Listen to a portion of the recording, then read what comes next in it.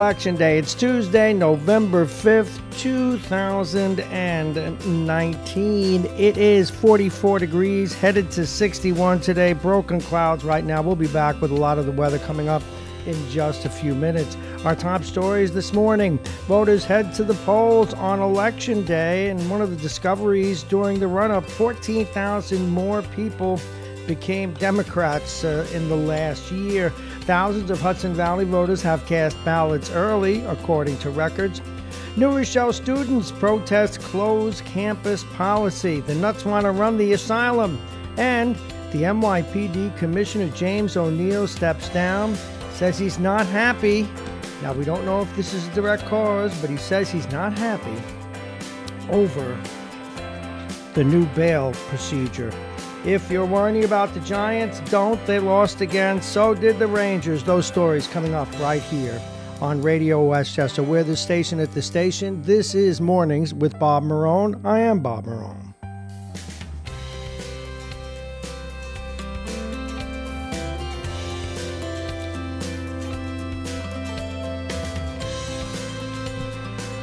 All right, let's get cracking. Voters across the Hudson Valley are headed to the polls today to cast their ballots in local races. One of the major races, News 12, LoHUD, and certainly we are following, is the Yonkers mayor, where incumbent Mayor Mike Spano was looking for his third term up against Republican challenger Mike DeGiorgio. Now, we're following it the way you follow something that's a sure thing, but it's the biggest city here in Westchester. Indeed, one of the largest cities in the state. That is, of course, Yonkers. The two that we focus on even more here at Radio Westchester, the New Rochelle mayoral race. Republican Brandon Conroy is looking for a major upset over longtime incumbent Democratic Mayor Noam Bramson. In Mount Vernon, Sean Patterson Howard, Andre Wallace, and way back in the field, Rosemary Jarose are all hoping to end a very long year of drama in Mount Vernon City Hall. Up in Peekskill, voters will decide between Mayor Andre and Republican challenger Vincent Vesey. Voters have until 9 p.m. to cast your ballots. We'll be keeping an eye on all those races with you. Now, a couple of things as we head into Election Day this morning. The Hudson Valley is becoming even more Democratic, if that's possible, and less Republican. This according to a story in LoHUD today, according to data released this past Friday. There was a net gain of more than 14,000 Democrats in the Valley over the past year. And Westchester itself, our county, saw an increase of 8,232 Democrats and actually a net loss of Republicans, 3,649. Only Putnam sort of stayed the same. Most likely these changes are the result of the president and the president's behavior. At least that's what analysts think. You make up your own mind. This also, out of News 12, LoHUD, all of us today looking at this, thousands of voters across the county and indeed the Hudson Valley voted early for the first time in New York State. In Westchester County, this is an impressive number when you think about this being an off-year election. 21,000 people and more than 595 registered voters, though, that's 595,000, took advantage of the early voting. So we shall see how that turns out. Of course, Election Day today. Get out and vote in a little while. A little later this hour, we'll go over all the candidates with you one more time, see if we can get your butts out to the polls. Now, non-election news, and there's plenty of it this morning. Students in New Rochelle staged a walkout. Really? Times have changed. A couple of dozen students at the alternative high school campus walked out of classes yesterday to protest the new closed campus policy, which prohibits them from leaving school grounds from the first period of the day until the end of the school day. Can't wait to talk with Bob Cox about this one. He's doing about 7:35 this morning. Can't wait to talk with you about it.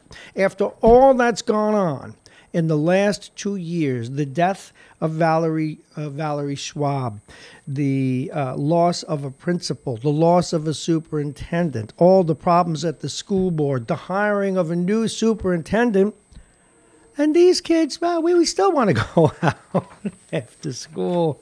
Boy, talk about learning about consequences. We'll find out what kind of spine Miss Fajo has. I do believe she's fine, but we'll see. And the board has now. And they're getting it from all ends. Just a little aside, the people that are fighting back and pushing on Fajo, for those of you who are to the left and pushing hard to get this superintendent out, I find it rich that one of the lawyers handling your case, nice guy, but just one of the great paradoxes in life, he is a White House visiting Trump supporter. Deal with that paradox, will you?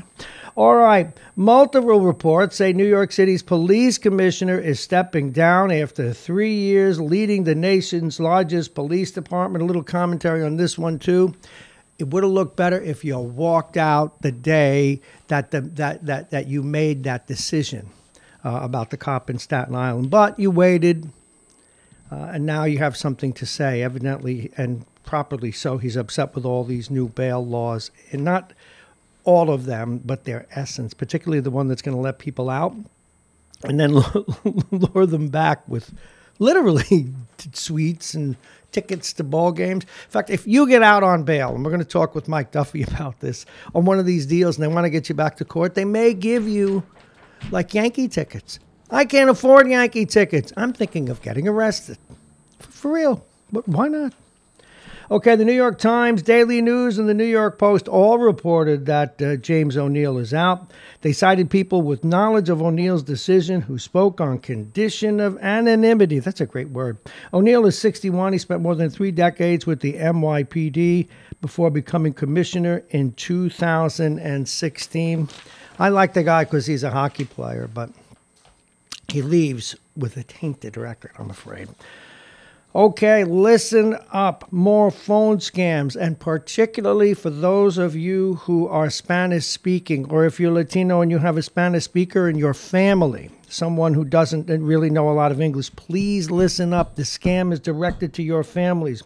Yonkers police are warning about a scam that targets immigrant communities and threatens them with deportation if they do not cooperate. News 12 gave us the story. The scammers are attempting to sell high-priced English language courses to Spanish-speaking immigrants over the telephone. If the target of the scam refuses to pay, then they threaten to make false reports to the immigration officials. The folks at Catholic Charities reported the scam to police last week after hearing about it from the community. So if you are part of a family with Latino speakers, look out for that scam. If you get anything like that over the phone, it's probably a scam. We continue with the news. It is 6:15, but first, we should give you a traffic update, a weather update. You're sitting there, what's the weather going to look like? This morning's weather is brought to you exclusively by United Hebrew of New Rochelle, voted one of America's best rehabilitation and senior care campuses, and it's right here in New Rochelle. Visit uhgc.com. The update on the temperature, it's 44, going to get up to 61. Right now, broken clouds.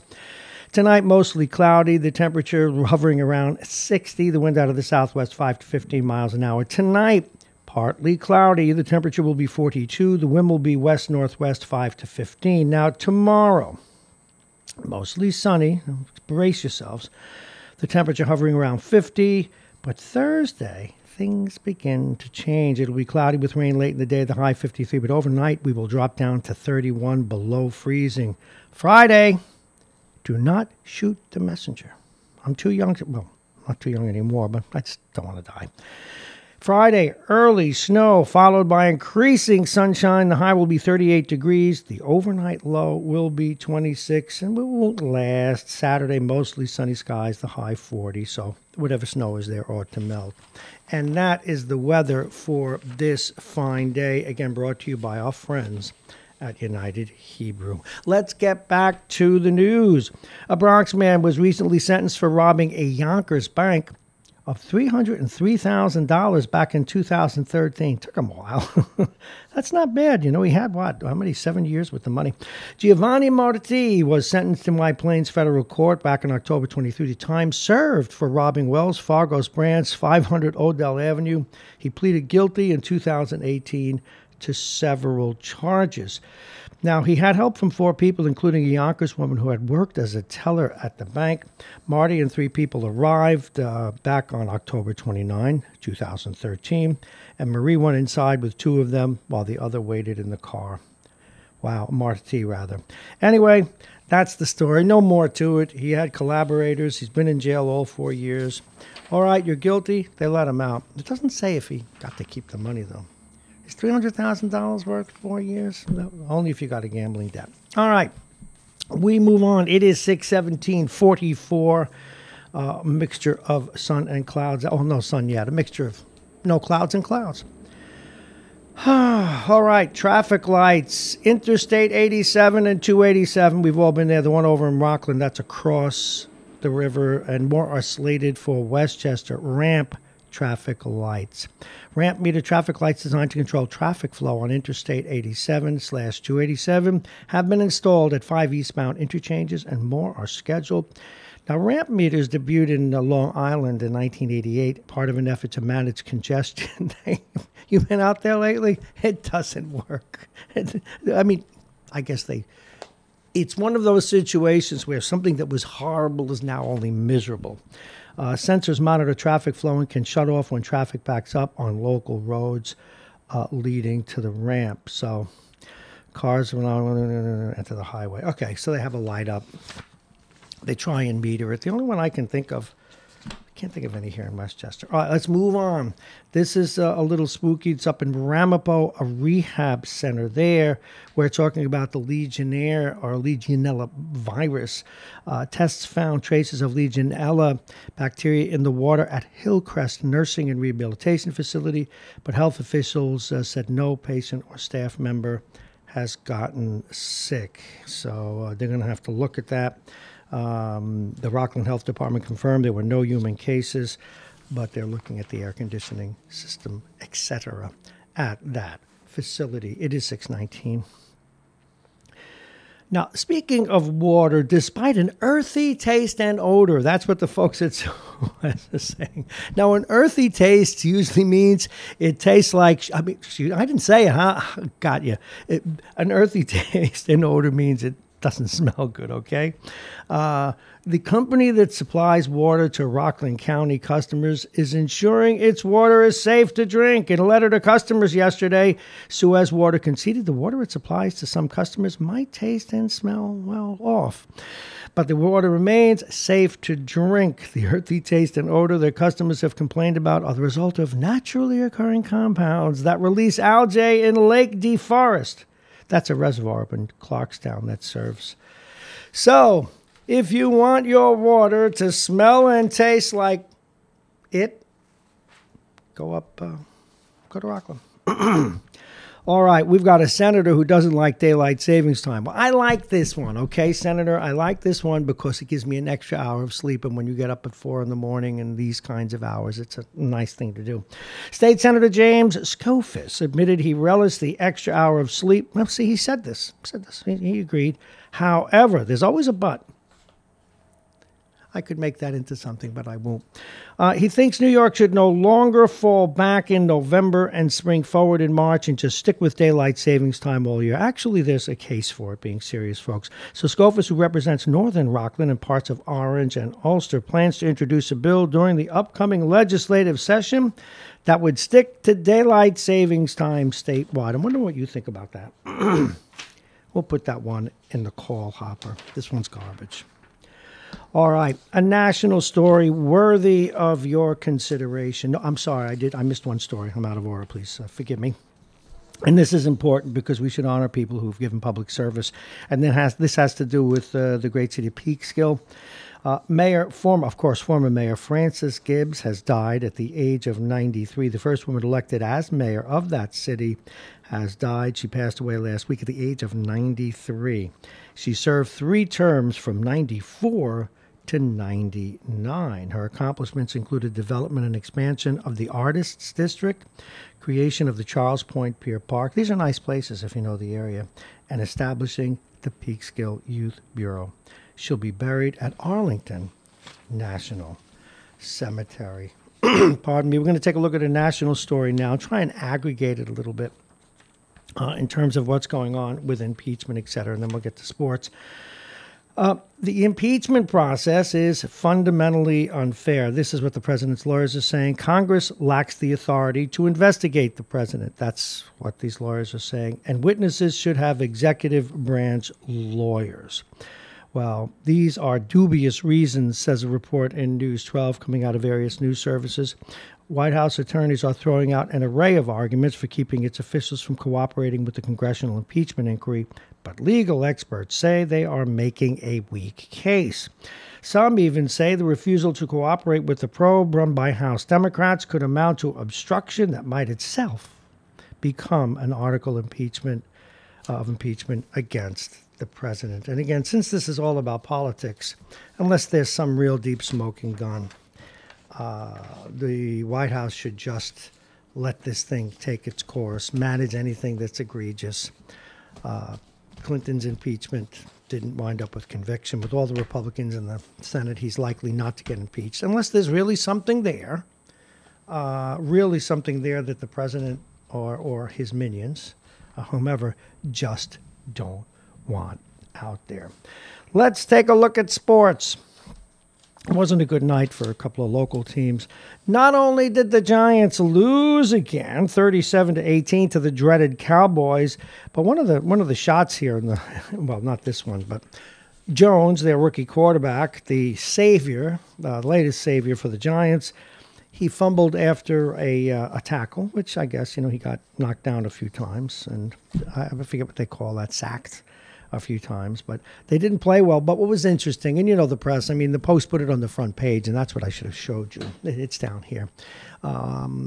They've actually put it, okay, don't believe me. Don't believe me. Don't believe me at your peril. The paper gets cut up. That's a long story. But see, a black cat went on the field, so come on, Post readers. I obviously have the paper. I love newspapers. I get them all, or I subscribe to all on the computer. But really, the democracy is being threatened. The police commissioner has to get out of Dodge because he thinks New York City is going to become lawless. And you put a black cat on the football field. Okay. Because believe me, the Giants already have plenty of black cats. And forget over in Jetland. They've got, the Humane Society has less black cats than they do. Anyway, the Giants got whooped up 37-18. Now the Rangers, that's this story. The Rangers got whooped up last night by the worst team in the league, 6-2. Although we did learn something about them. They got a couple of decent fighters. We already knew that. Fighting's not a big part of hockey anymore, and a few of you called in just the other day about this. And it really isn't a big part of the sport anymore. But every once in a while, because of the nature, the speed, the sticks, the skates, everything else, it still happens. And it's sometimes that kind of rambunctiousness gets a team off their game. Well, it worked for Ottawa, the Ottawa Senators. They did manage to get the Rangers off their game and then some. We're going to take a little break, talk about a couple of other stories, a few comments about the news, and then we'll be right back. You're listening to Radio Westchester. This is Mornings with Bob Marrone. I am Bob Marrone. We have a lot to talk about. You stay right there.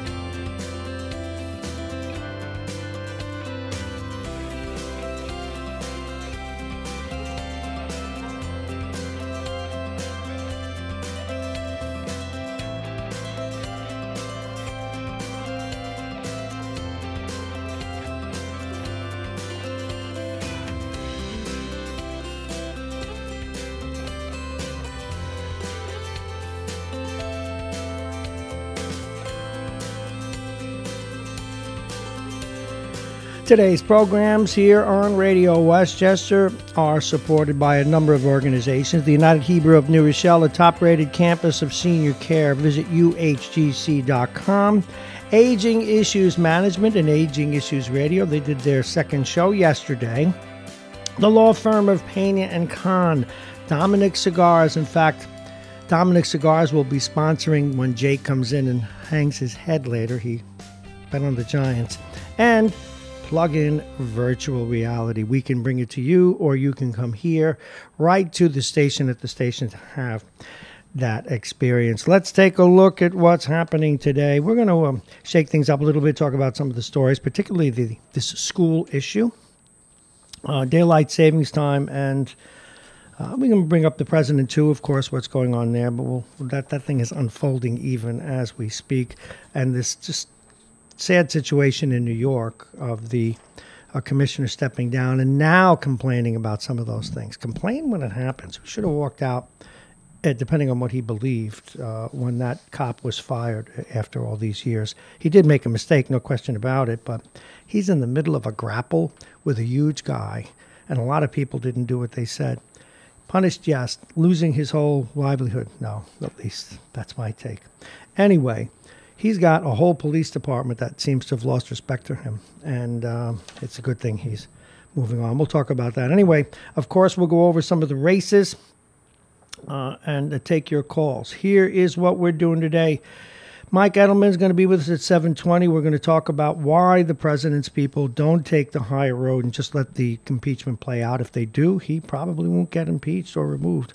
Bob Cox will be with us at 7:35. We're going to keep him for 30 minutes. We have a lot to talk about with him, particularly the elections and what's going on with the new school board. Even the interesting paradox that I noticed yesterday, that the lawyer representing the far left issue in this case, although I guess that shows a good bit of intellectual diversity, is a Republican who loves to visit the White House, and, well, at least he did once or twice, and is a Trumper. I don't have a problem with that, but I just thought you'd find that amusing, and maybe it'll keep some of you up tonight to maybe give a little bit of thought. Just thought about how complex life is. All right, so we'll talk with Bob Cox about that. John Langford will be with us. We like to, at least around these parts, do whatever we can for veterans. And there's this organization, Hope for Warriors, and and they're doing some wonderful work for them. We'll talk with John at 8 o'clock. At 8:20, we reached out yesterday. Mike Duffy's going to be with us. We're going to talk about a couple of things. Some of the people who were let go by a judge last week after they were seen. Witnesses saw them shooting at people in the streets. They walked, ROR, on their own recognizance. We're going to have to get them, not jet tickets. They'll go out and commit more crime.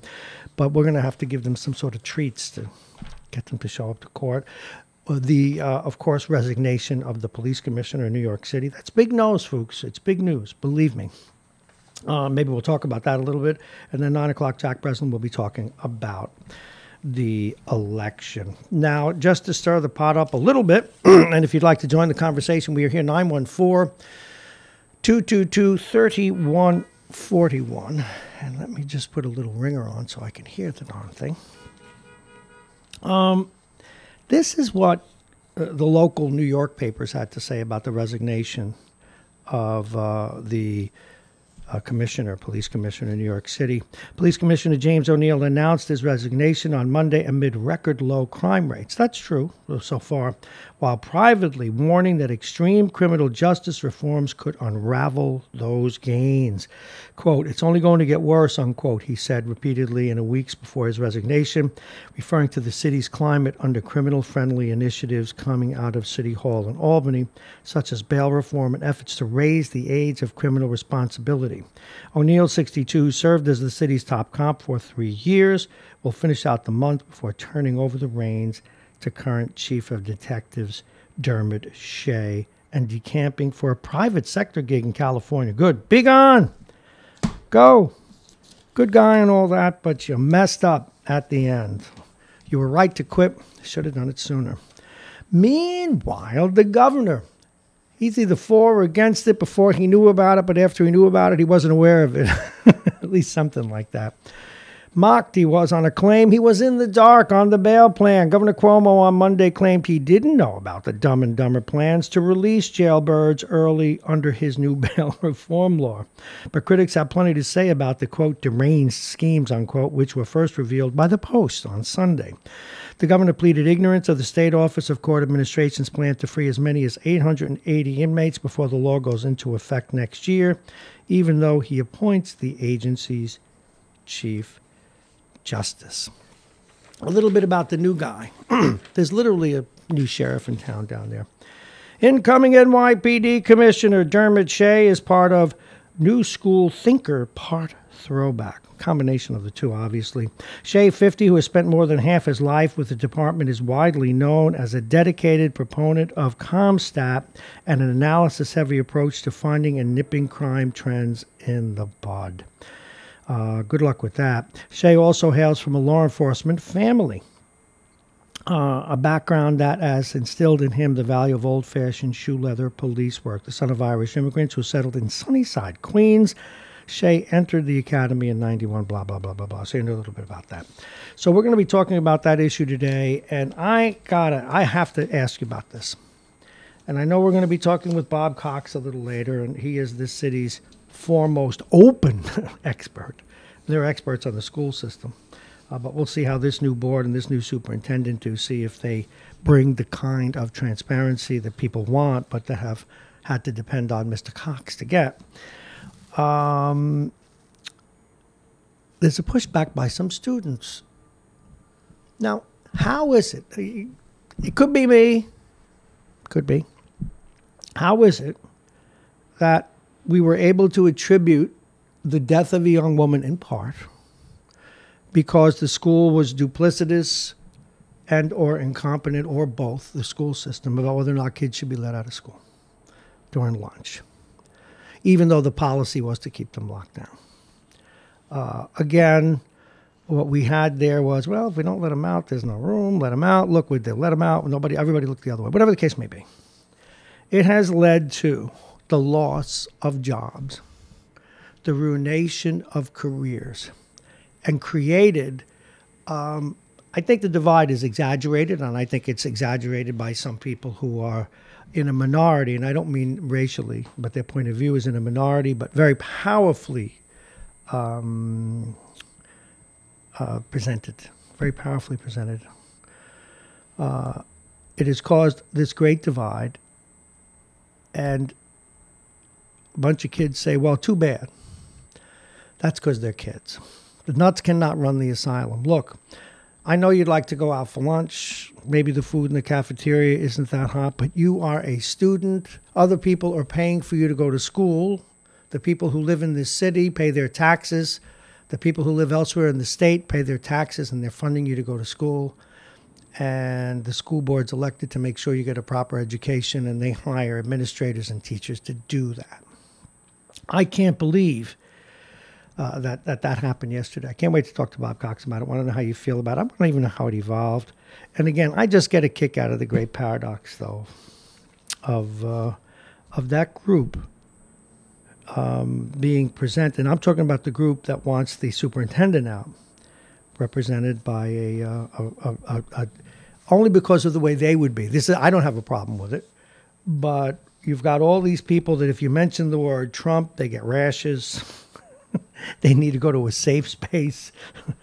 But they had no problem getting a lawyer who's a Trumpite to advance their cause. I just find it interesting. That's all.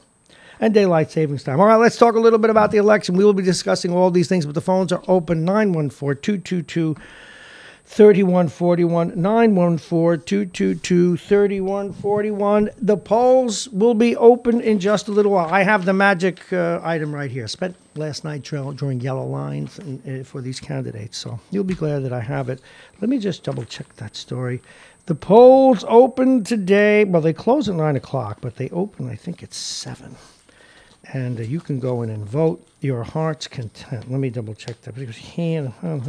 all the things I got ready, and I didn't do that. Anyway, they'll be open till 9 o'clock. That much I can tell you. Let's get right to the races. We have to do this, and then we'll get into a very busy program with lots of news, lots of, well, not really fun and games yet, until Jay comes in and we torture him about his Giants pick. We're going to go from the top down. And we're only going to share with you races where there are races. If someone is running unopposed, well, there's no sense talking about a race that only has one person in it. But we're going to start region level, Supreme Court Justice, because when you go in the booth today, these names will be presented to you. So at least you have a heads up. You're going to have to vote for Supreme Court Justice, 4 of them. And there are 5 people running. I'm going to just give the major party affiliation unless they don't have another. And that's that. All right, you have to pick 4. There are 5. Louis LaBelle, Democrat. Gina Capone, Democrat. Robert Freehill, Republican. Nancy Quinn, Democrat. Stephen Milligram, Democrat. One person's not going to get the job, 4 will. Have fun. Countywide now. Let's go countywide. County Court Judge. You have to vote. You've got 4 people. You only get to pick 2. 4 are running. Melissa Lohr, Democrat. Christopher McClure, Republican. Robert Prisco, Democrat. He also has a conservative line. That's worth noting. Michael Taywill, Working Families. So that's 4. Again, the names: Lohr, McClure, Prisco, and Taywill. Family Court Judge. Again, Family Court Judge. Nope, sorry. There are 2 running in 2 spots. They're layups. County legislature, though, we have some interesting races. Legislative District number 1, Frank Catalina and Colin Smith. Legislative District 2, this is all up county, but still we now are servicing them. Kittley Colville, Democrat. Gina Arena, Republican. And I forgot to give you those designations. Let's go back. County Legislative District 1, Frank Catalina, Republican. Colin Smith, Democrat. County Legislative District 2, Kittley Colville, Democrat. Gina Arena, Republican. County Legislature District 4, you've got Michael Grace, Republican. Vedat Gashi, Democrat. Getting closer to home now. County Legislator District 9, Catherine Borgia, Democrat. She's the incumbent. Robert Outhouse, what a hell of a name, Republican. Will he be in or out of the House at the end of the day? We'll find out. Again, that's County Legislative District 9. County Legislative District 10, this includes New Rochelle. New Rochellians, listen up. The incumbent, Damon Marr, Democrat, being challenged by Christopher Garrity, Republican. Also, District 15. You have incumbent Gordon Burroughs, a Republican, versus Ruth Walker, a Democrat. And again, the District 1 is all the way up in Somers and Salem and all that good stuff. Let me just see the last one here. Mr. Burroughs is 15, a little closer to home. And that is, boy, whoever drew this stuff up is either a genius or a madman. I can't read it. My eyes deceive me. Up county. Okay. We continue. And as we get to the mayoral races and things of that, let's go to Eastchester. Anthony Calavita, he is a Republican. He is the incumbent, been there for a while, against Michael Denning. This is Eastchester Supervisor. Anthony Calavita, Republican, versus Michael Denning. We go to Greenburgh. The incumbent there is Paul Feiner. Been there, I think, like 20 years. Has resisted. People have run against him. The whole party's pushed against him. He doesn't lose, but he's in a race this year. We don't know how close because of parts of his town that want to secede from the Union, if you will.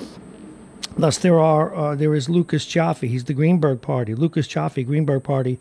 He said it doesn't have any other designation than that, neither Republican, Democrat, Working Families, just the Greenburgh Party running against the incumbent Democrat Paul Feiner. Harrison. This has been a noisy race. We don't know how close it is.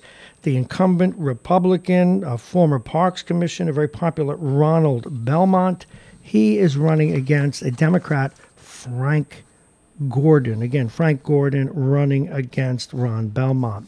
Now, they have trustees in Harrison that will be voted for, and you get to pick two. There are four running.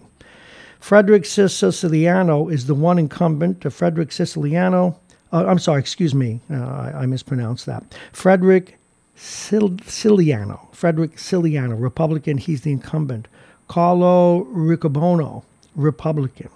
Lauren Leader, Democrat, and Michael N. Romita, Democrat. Again, you get to vote for two, four people running. Frederick Siciliano, Carlo Riccobono, they're the Republicans, and two Democrats, Lauren Leader and Michael Romita. Harrison gets to vote for a village justice. Two people are running. The incumbent, Pasquale Gizzo, Republican, against Patricia O'Callahan, the Democrat. We move forward now to other races as we get closer to home. Mamaroneck Village, right next door. Interesting race. You have a former village mayor, running against the current village mayor who beat him. The incumbent is Thomas Murphy. He's Democrat Working Families. And the Republican is Norm Rosenblum. He's running on the conservative line in the Friendly Village Party. Again, Murphy, Rosenblum, Democrat, conservative. Democrat is Murphy, Rosenblum, the conservative. Village trustee. You got to vote for one. There are two running. The Democrat incumbent is Nora Lucas. The challenging person, a conservative running with Mr. Rosenblum, is Stephanie Lividini. Stephanie Lividini, the conservative, and the Friendly Village Party. And there is one village trustee for an unexpired term. The person leaving, Kelly Wenstrap, the person running, Kelly Wenstrap, the Democrat, versus Nancy Wasserman, the Friendly Village Party. Again, Mamaroneck Village trustee, unexpired term. Kelly Wenstrap, the Democrat, versus Nancy Wasserman, the Friendly Village Party. We go to Mount Pleasant. In Mount Pleasant, it's we only have one person running for supervisor, no contest there, but you have a Mount Pleasant council vote, and there are two openings for candidates. The incumbent, Francisca Hagedis McHale, Democrat. Laura Divinieri, or Divinier, depending on if that's Italian or French. Don't know. Divenere. Divinier. Laura Divinier, Democrat. Jerome Schulman, Republican. Daniel Zano, Republican. Again, two. You can vote for two in Mount Pleasant. Francisca Hagedis McHale, Democrat. Lauren Divinier, Democrat. Jerome Schulman, Republican. Daniel Zano, Republican. Town Justice, you get to pick one. There are two running. The incumbent's Robert Ponzini, Republican, running against Elizabeth Smith, Democrat. We go to Mount Vernon, a race that we are covering heavily. We've had the candidates on extensively here at Radio Westchester and in all our various shows. We have been covering the events and the drama in that city for 3 or 4 years now. These are the two who will go head-to-head. There is a third candidate. Andre Wallace is a Republican. He's a Democrat, really, but he has the Republican line as an alternative. He is running against the winner of the June primary and the one endorsed by everyone in the Democratic Party right up to the governor, Sean Patterson Howard. She's a Democrat. Andre Wallace, the Republican. Also, rounding up the field, we don't know who this person would take votes from, but Rosemary Jarose, she is running as a conservative. Now, the city council, you get to vote for two, Mount Vernon. You only have one carryover, and she was one of the mayors for a day. Lisa Copeland, a Democrat. She's the incumbent. Also running, Derek Thompson, Democrat. Joyce Brown, Republican. Daniel Scholar, Republican. We move now back to Newcastle for a city council vote. City council, the mayoralty is set. City council, you get to vote for two. There are 4 on the ballot. The one incumbent is Jeremy Salon, the Democrat. The other candidates are Jason Lichtenthal, Democrat, Lauren Levin, Republican, and Sam Party. We're mentioning that because it's a new party. And Sean B. Marraynes, Maraynes, Republican Sam Party.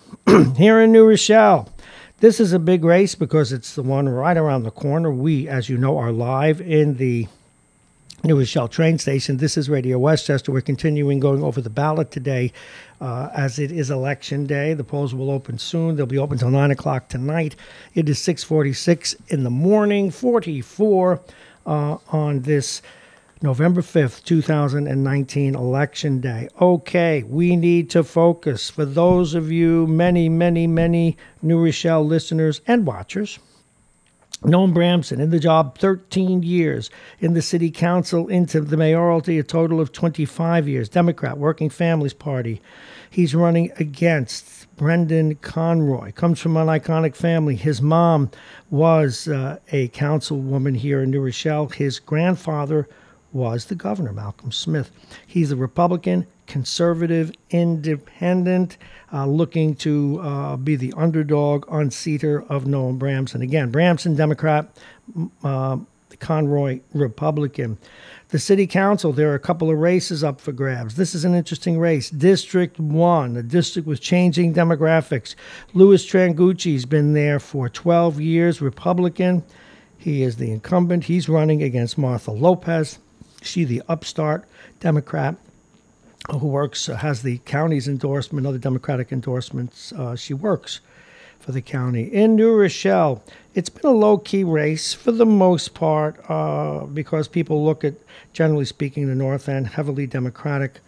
But it's a race. Sarah Kay, Democrat, running against Sarah Langlois, Republican. We don't know much about Sarah Kay. Generally speaking, has not come out in the term we use here to play. Interviews, et cetera, et cetera. Sarah Langlois has come for some. But again, Sarah Kay, Democrat, Sarah Langlois, Republican. It'll be a little uphill, we think, for Langlois because of the registration here. And again, a lot will have to do with where the mayoral votes go. Well, very few people split their tickets. North Salem. Again, we've got supervisor jobs, but there's only one person running. How am I fine? Running, so no sense talking about that. Now, North Salem, if you're listening up, you've got 2 council members that you can vote for, but there are 3 running. The incumbent, one of the incumbents is Brent Golisano, Republican, Thomas Morio, Republican, and Catherine Daniels, the Democrat. And she's also running, I got to throw this one in, Balanced Rock Party. That's an interesting one, Democrat and Balanced Rock Party. Again, very quickly, Golisano, Republican, Morio, Republican, Daniels, Democrat, and the Balanced Rock Party. North Salem Town Clerk, you get to pick one. There are 2. There is an incumbent, Maria Hlusko, Republican, is running against William Marrone, a Democrat. I think I know him. North Salem Town Justice, you get to vote for 2. There are 4 on the ballot. One of the incumbents, John Aronian, Republican. Daniel Seymour, Republican, is running against also Robert Leder, a Democrat, and Solomon Sheps, Democrat. He also, 2 of them with a Balanced Rock Party. It's a hard group to get in. Peekskill. Big race up there. Andre Rainey is the young mayor up there. He's the Democrat, the incumbent, running against an upstart Republican, Vincent Vesey. Vincent Vesey, again, Peekskill, Rainey, Democrat, Vesey, Republican. You get to pick 3 out of 6 city council candidates. I will give you first the incumbents. Vivian McKenzie, Democrat incumbent. Kathleen Talbot, Democrat incumbent. Patricia Riley, Democrat incumbent. And they are challenged by Lauren Brady, Republican, Marion Mann, Republican, and Luis Segura, Republican. Very quickly, McKenzie, Democrat, Talbot, Democrat, Riley, Democrat, Brady, Republican, McMahon, Republican, and Segura, Republican. Pelham now, the supervisors are locked, but still, city council, or town council, we should say. The incumbent, you get to vote for 2, though. One incumbent, Blake Bell, also running. He's a Republican. Kristen Burke, Democrat. Maura Curtin, Democrat. Michelle Marcelino, Republican. Town Justice in Pelham. Whoever it is should shoot whoever did all that construction. Hang them, send them to jail forever. All the construction on Lincoln Avenue. At any rate, Pelham Town Justice. The incumbent is John DiCiaro. Don DiCiaro, Republican, running against Adam Kagan, Democrat. In Pound Ridge, you've got a supervisor race there. You've got the incumbent Kevin Hansen, Democrat. That's Kevin Hansen, Democrat, running against Jody Sullivan, Republican. You get to pick 2 city council members out of 4. The incumbent is one David Rowe, Republican. Carla Brand, Democrat. Bonnie Schwartz, Republican. Allison Boak, Democrat. Again, Dow, Republican. Brand, Democrat. Schwartz, Republican. Doak, Democrat. You get to pick 2, not 3, but 2. And the Pound Ridge Town Clerk, 2 people running against each other, no incumbent. The Democrat is Erin Trostel, and the Republican is Stacy French. Town Justice, same thing. You get to pick 1, not 2. 1, there are 2 people running. Hillary Kao, K-A-O, it's Kao or Kao. Hillary Kao, Republican. Matthew E. Brotman, Democrat. And as we look around, I do believe that, oh no, we do have to go to White Plains and then Yonkers, and I think we're pretty much out of here. Let's take a look at White Plains. Once again, you're listening to Mornings with Bob Marrone. This is Radio Westchester. We are live at the train station. Today is Election Day. It is November 5th, 2019, and we're going over the complete ballot with you. We'll talk a little bit about the election, but if you haven't been listening, we want you to get out and vote and be a part of this democracy. White Plains. You get to vote for 3 city council members, and there are 7 running. White Plains, listen up. You've got 1 incumbent, Nadine Hunt Robinson. She's a Democrat. Also running, Andrew Custodio, Republican.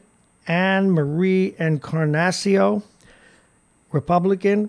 Brian Marrone, Republican. Victoria Presser, Democrat. Jennifer Pusha, P-U-J-A, Democrat, and Catherine Bresler. We'll do it quickly. White Plains City Council. I think they call it the, I don't know if they call it the City Council, but whatever they call it, the Council. Robinson, Hunt Robinson, Democrat, incumbent. Custodio, Republican. Encarnacio, Republican. Perrone, Republican. Presser, Democrat. Pusha, Democrat. Bresler, Working Families. And Yonkers. Everybody says this is a big race. I'm sure the Romans felt that way when the Christians and Lions were going at it. Mike Spano not expected to lose. Incumbent worked the system to get a 3rd term, even though he had been term limited out. So he's unterm limited, if you will. Mike Spano, Democrat, running against Mario DiGiorgio. Nice man, good family guy. Well, good luck to him. Mario DiGiorgio. City Council District 1. You can only pick 1. There are 2 people running. The incumbent, Shanae Williams, Democrat, running against a Working Families. That's unusual to see a Democrat Working Families going against each other, but that is the case. Terrence Miller. So Williams, Democrat, Miller, Working Families Party. Court judge in that town. You've got a race. 2 new names, or at least no incumbent. Yonkers City Court Judge Elena Goldberg Velasquez is the Democrat running against Richard Sweeney, the Republican. So let's take a look. All right, that's it. That's who's running. That's who you got to worry about today. That's, well, not worry about. You got to get your butt out and vote. That's what we hope that you will do. So let's take a look at what's coming up next. We're coming up on 6:54, which means we do have to share the weather and all that good stuff with you coming up. So why don't we do that? First this.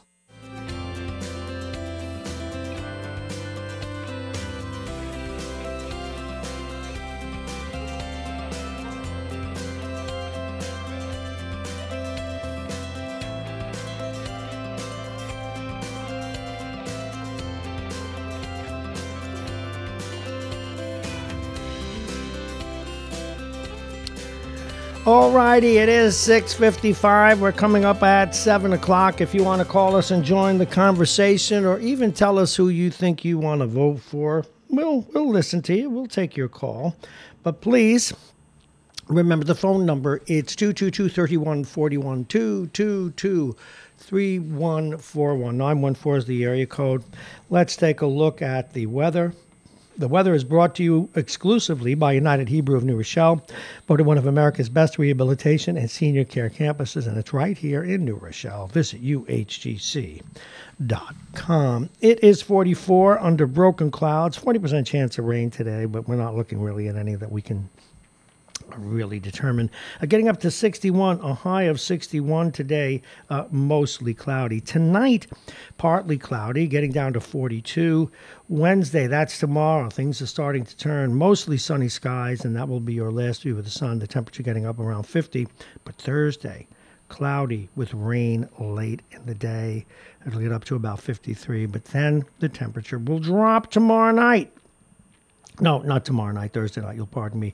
The overnight low will be 31. Friday, early snow, followed by increasing sunshine. It'll get up to 38. Hopefully, whatever snow falls will melt.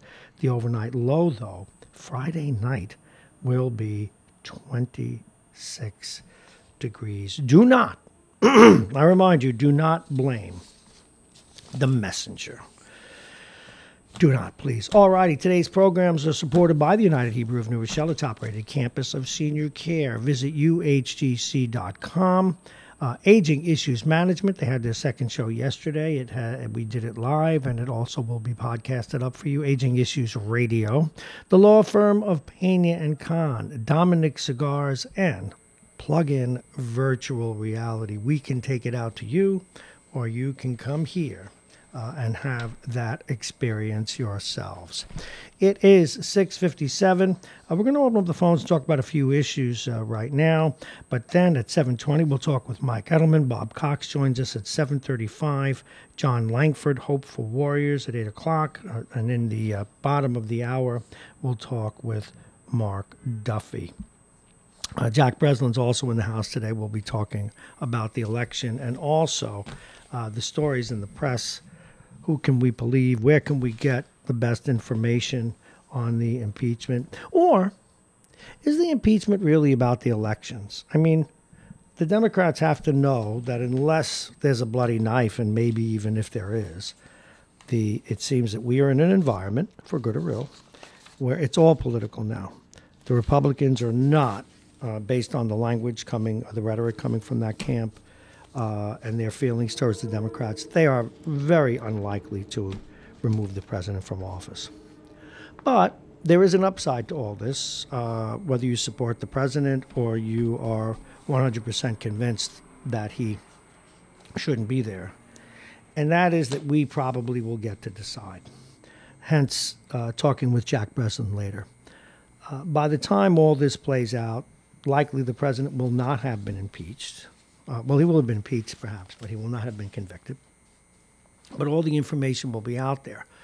And so what we're seeing is the crafting by all sides of their public case. The Republicans are now, and it's an interesting position. I strategically, if I work for the president, I don't agree with it, but they certainly, politics is their game. They are trying to delegitimize the process. Whether it's the fact that, well, Democrats are doing it, but that is the nature of what our forefathers set up, whether it's the press being in on it, or whether they are saying that the impeachment process is unfair. There is, depending on one's interpretation, a real good basis for that. One of the things that I think all of us have discovered who love politics or who love our system or all systems politics is that the Founding Fathers left this vague because they wanted it to be difficult. They also wanted to treat, as well they should, the notion of someone being elected by the people as a very sacred act. And whether you like the president or not, he was elected. Now, again, you can say, oh, more people didn't want him than did. I get that. But our system and the Electoral College is a given. It was thought through at the time.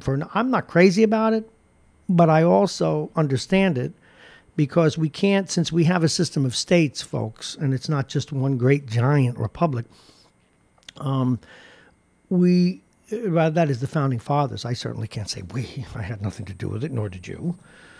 The Founding Fathers didn't want states with smaller populations to be totally muted in what they had to say. That's also why they had 2 senators.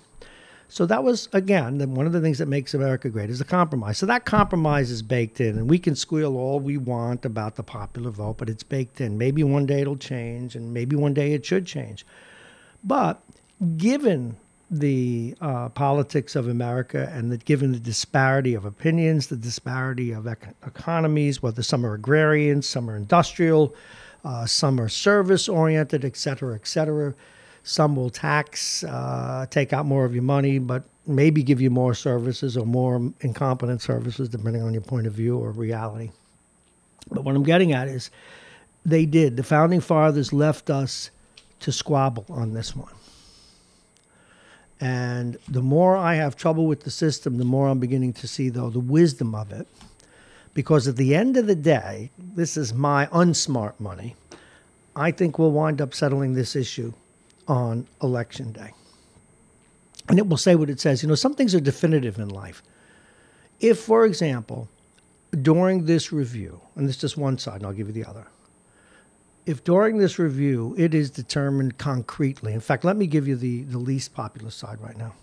If it's determined completely that the president really did nothing wrong, and yeah, there were irregularities, he's an oaf and a screamer, and in some ways not fit to be a statesman, if you will, but nonetheless did nothing that really rises to the level of impeachment.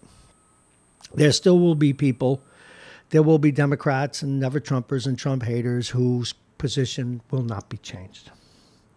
Similarly, there will be people, as we said, who may see a bloody knife in the hands of the president, whose positions will be changed. And so they will, on Election Day, vote the way they vote. Now, if either side wins out for those reasons, it is not a stain. And when I say that, if it becomes really an injustice where the president is impeached and it's just not fair, removed from office, or stays in office and you know in your heart of hearts that he was guilty of a high crime and misdemeanor, that is a ping against democracy, but a one we have to accept. And it's one of the things that the people who set up our democracy, hence the Electoral College, the way we have 2 senators in every state, and all the different compromises that we have, including the fact that we are a Republican form of government. That's why it's so disappointing that our Senate and our Congress are locked in this death struggle. That is not the part that the Founding Fathers wanted, because they create if you will, a synthetic, a fake reality. In other words, if they're only voting with the party, reality takes a back seat to what's best for their party. Hence, let me wrap this up in one big ball before I confuse the hell out of you myself too.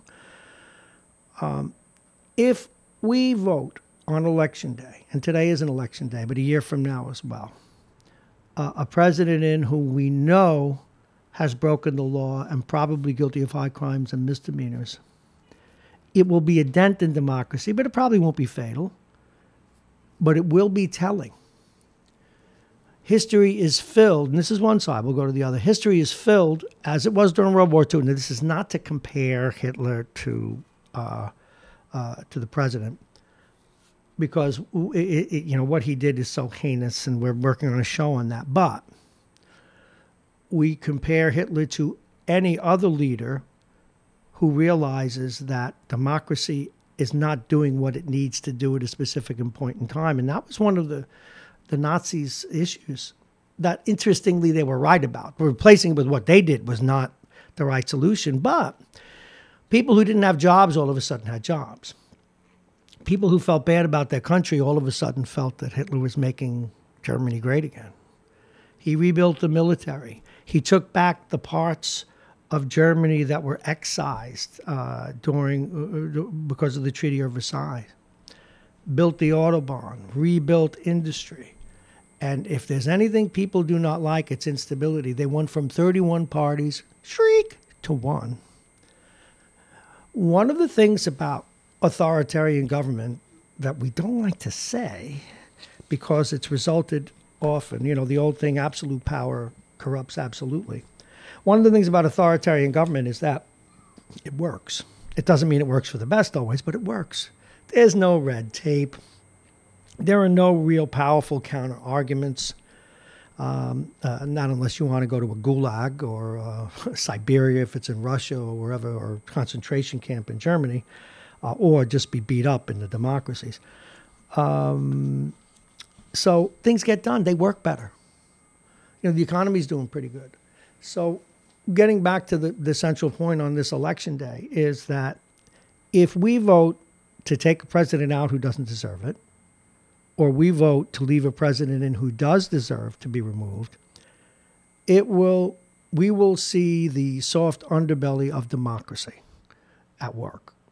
And everyone in the Senate and the Congress in both parties will have to look in the mirror and realize that they didn't do their jobs. Because if they do their jobs and they look at it dispassionately, and we're talking about both sides, and I know I'm tilting at windmills, that shouldn't happen. But if it does, we got to live with it. Because it's more important in a democracy that the will of the people, and I don't care if they're flaming liberals or redneck conservatives who think that Crimea is a hand cream. This is what we signed up for, and we'll have to accept it. And so that part of me hopes we get to an election, because that is exactly what the Founding Fathers wanted. And we end with this. They wanted to make it so difficult, so impossible to come to a conclusion, although they trusted that these men and women would act, in that case men, with the best of intentions for the country. But nonetheless, they wanted to make it so difficult to overturn the will of the people that there would be gnashing of teeth, there would be agonizing, there would be criticisms, there would be challenges, such as the White House is saying now, that it would be awful, because they did not want a president removed without a vote of the people, the essence of democracy, unless the problem was so egregious and so clear that even men and women who were party-based, even men and women who were venal in their approaches and selfish in their approaches, but nonetheless would be so concerned for the country that they take them out. And unless we reach that level, it's not going to happen. And so now it becomes more incumbent on us today to get out and vote, but it becomes incumbent on us in a year to get out and vote, but to read everything, be skeptical. The Times in their editorials is going to beat up the president if he cures cancer. The Post is going to support the president if he gives cancer. NBC likewise, CNN likewise, ABC. But in there is truth. If you weed out the pundits, if you weed out the Rachel Maddows and the Sean Hannitys, and you look at the Chris Wallaces and you read the hard stories, not the order in which they're presented, because that's editorial as well. What becomes, and I remember my first journalism class, the right side of the paper above the fold, top story. The headline, how you rate stories, even how we order them here. There's not a morning goes by when I order the stories that I don't think about, well, it's of course what you need to hear, what we think is important. But again, you're stuck with what we think is important. So there's always a little bit of editorializing. But nonetheless, it'll be incumbent on us to do that. That's my speech for today. That's my conversation. We'll open up the telephones, cover a little bit of the headlines. It is 7:09. You're listening to Radio Westchester, Marrone in the Morning. I am Bob Marrone. And it remains 40, it's going up to 47. It is warming up. We like that. Let's reset, come back, get ready for our first guest, and maybe you want to weigh in. 914-222-3141. 914-222-3141. This is Radio Westchester. We're broadcasting live from the train station.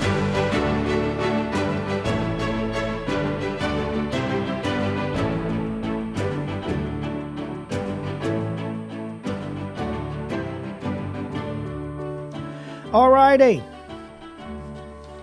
What in Lord's name are we doing? It's election day, and we just got through with our monologue about elections. Please get out and vote. You decide. You make the decision. Don't leave it to the elected officials. But remember, we have a Republican form of government. We need them, so get out and vote. Think of the potholes. Think of parking. It's election day, Tuesday, November 29th, 2019. Speaking of parking, when we come back, I'm going to tell you about an experience I had in the Bronx, and I thought White Plains was bad. All righty, election day. This is Radio Westchester. I'm Bob Marrone. Mornings with Bob Marrone as we pass through 710. 47 degrees, getting up to about 52, not much more than that today. Our headlines today, and we're going to get past the election because you already know about that, and we certainly spent enough time giving our speech about why elections are important. Do get out and vote. One thing to notice, though, there are 14,000 more Democrats now than even last year. It is a Republican county for sure. Going to make it tough for Republicans out there today. So good luck with that. But here are the top local stories. New Rochelle students protest the closed campus policy. If that doesn't give you a headache, what does? We have a dead human being, a couple of others in jail, a fired superintendent. Well, he got out of Dodge before the bullet hit him.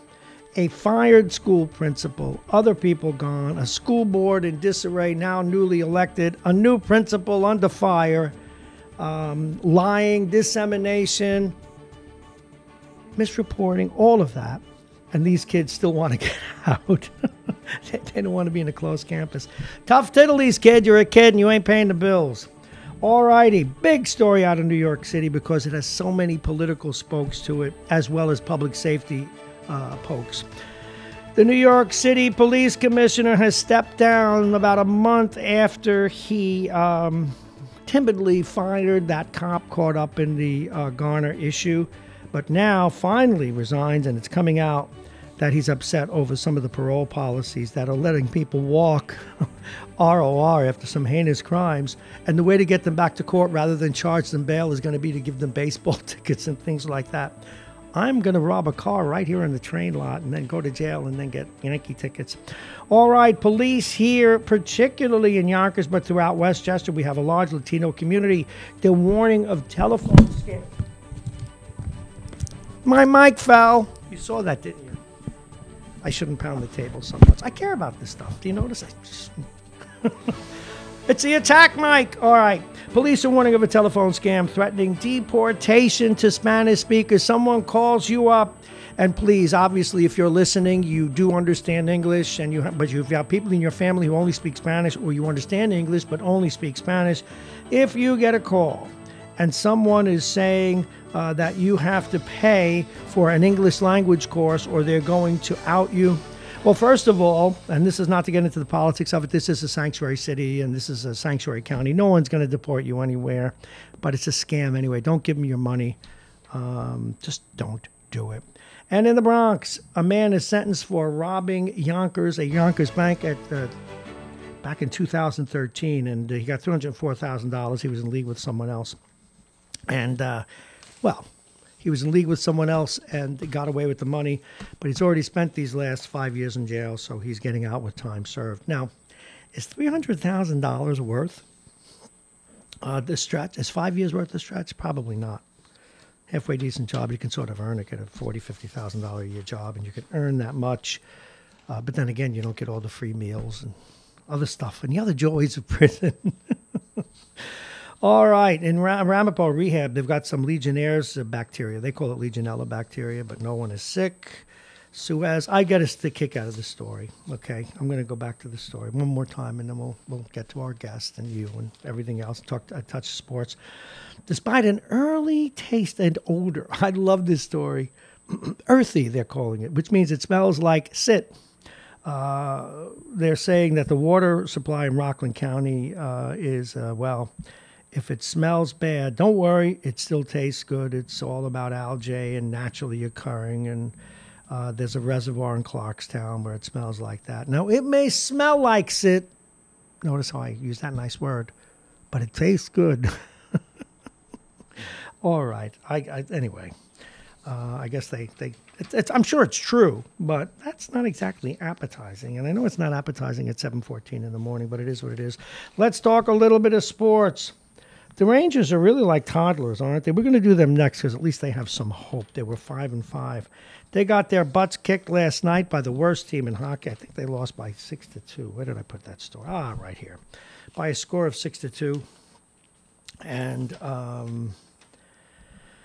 yep, that's all we can say. 6-2. They got beat by the worst team in the league. They got goaded by one of the tough players on the Ottawa Senators.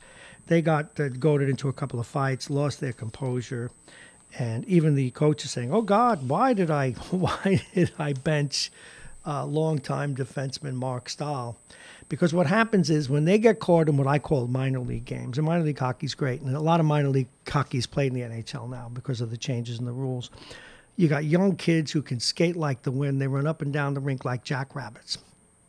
They don't know how to play defense. They don't know how to cut down on shots. They want the puck. They don't want to pass the puck. Or they pass the puck and want to make a beautiful play. It's fun to watch the way it's fun to watch a rodeo.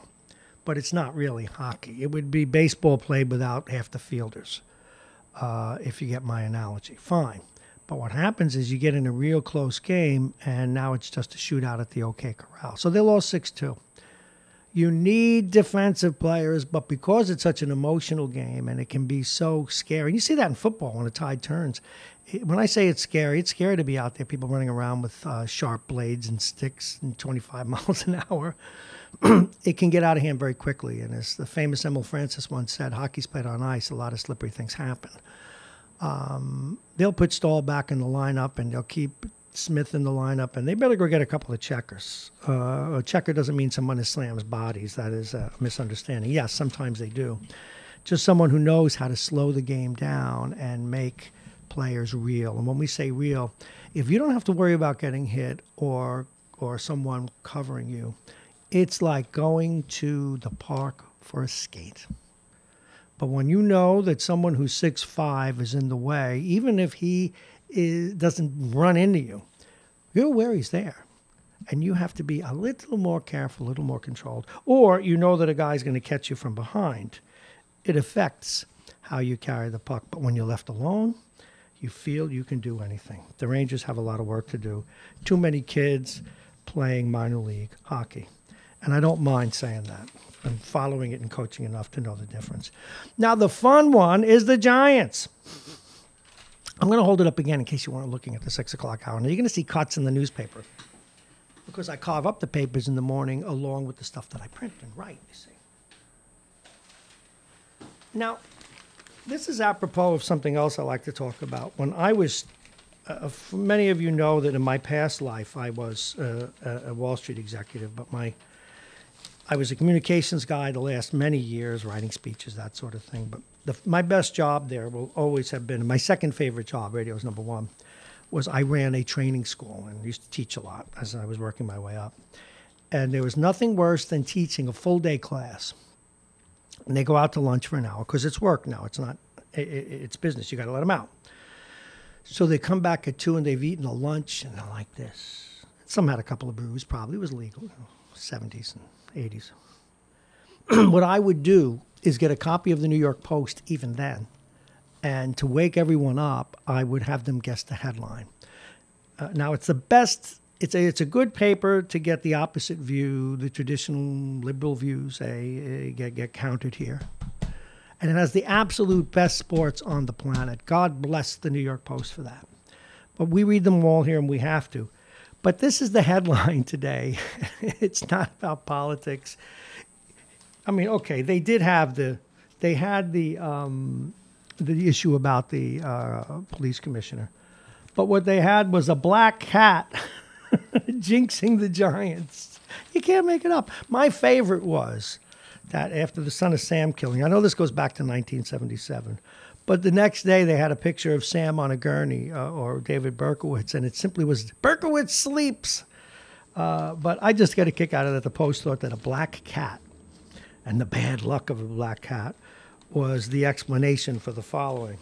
They got their butts kicked again last night. No surprise there. We can't wait till Jake comes in. 37-18. That's right. They lost 37-18. Oh, our guest is on the phone right on time. You got to love it. It's 7:19. He's a minute early, or he has a better clock. Now, boy, do we need him today after all of these things going on. He's a defense attorney.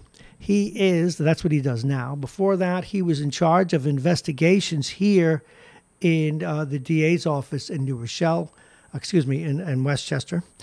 Prior to that, he was a cop on the beat, and he was a detective. Without further ado, our first guest of the 7 o'clock hour, please welcome. Oh, no, I did this backwards. He's probably saying, Bob, what are you talking about? I did the 8:20 guest. It's a 7:20 guest is some of you love to love and others of you love to hate. He's our political analyst today. Please welcome Mike Edelman. Hi, Michael. I'm sorry.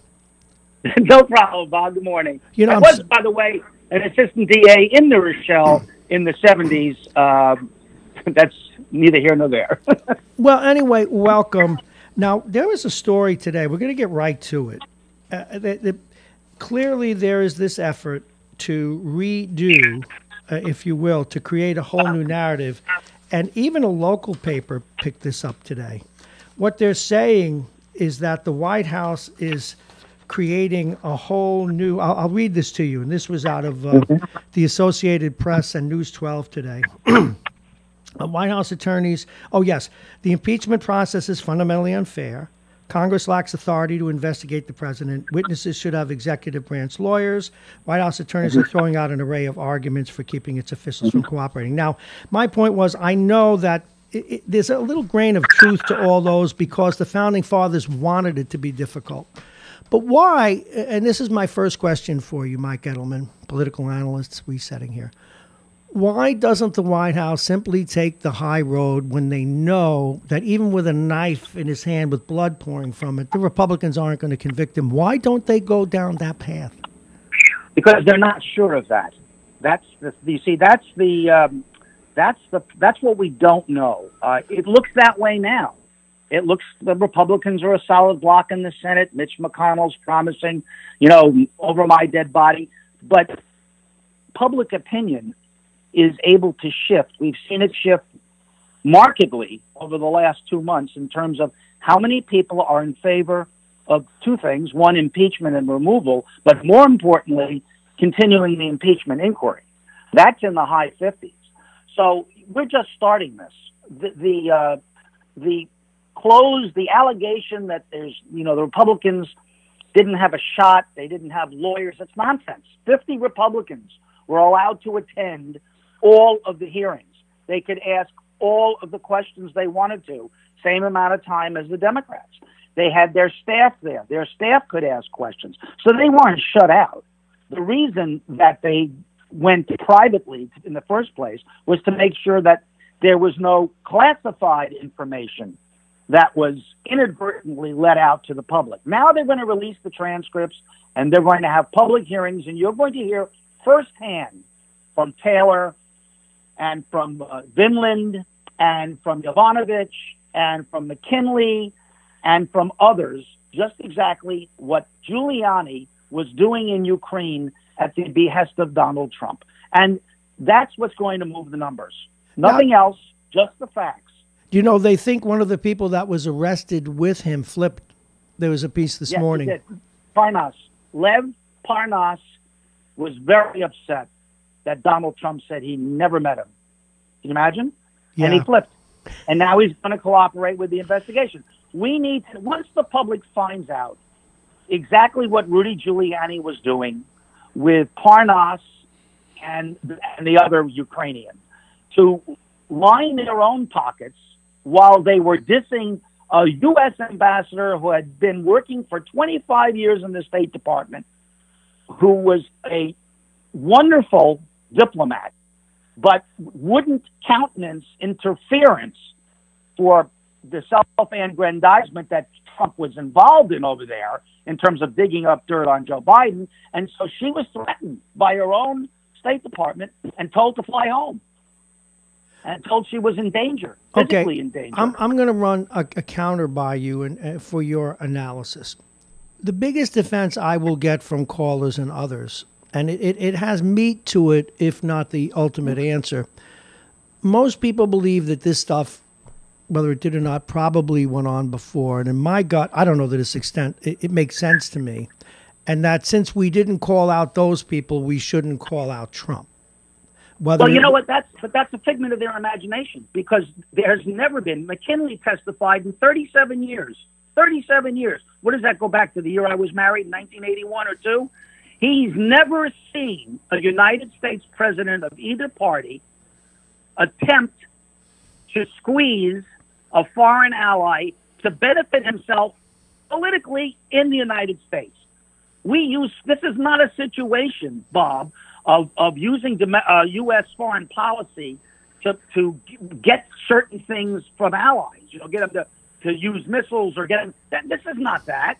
This is using Trump's influence and bullying maneuvers to get Zelensky to help him in the election. It's totally different. Who did that? Obama didn't do that. Clinton didn't do that. W didn't do that. Reagan didn't do. They didn't do that. They simply didn't do that. And if these people think all of those other presidents did it, let them come up with an example. For instance, ask them. For instance, give me an example. This example is ironclad. You got the transcript, which is not really a transcript. It shows what Trump's intention was. It was corrupt intention, and they will impeach him. Whether they remove him, that's another story. Okay, before you bust a blood vessel, Yeah. my guess is Mike Edelman. But Michael, even the president now, and this notion has been out there first by his acting chief of staff. The president saying there was no quid pro quo, but even if it is, we're facing with the ultimate. I mean, I know it was Obama's book, but boy, talk about audacity. We are faced with the ultimate audacity, or maybe it's temerity. So what is what he's saying, and others are saying. So what? Yeah, the so what is that's not the way America conducts foreign policy. To undermine domestic political opponent. So what? Do that. So what? First of all, it's a crime. It's extortion. Look, I don't want your blood pressure to go up, but I'm going to play that part. So what? Blood pressure. I take so much medicine for my blood pressure that wild horses couldn't. So what, Mike Edelman? Yeah, and I've always found that one thing I don't know if I admire it, but I am intrigued by this. When this president gets caught, so what? So what if I grabbed him by the crotch? So what, Mike Edelman? But we can't normalize that behavior. Because it's too late. It's already. That's called abuse of power. That ship has sailed.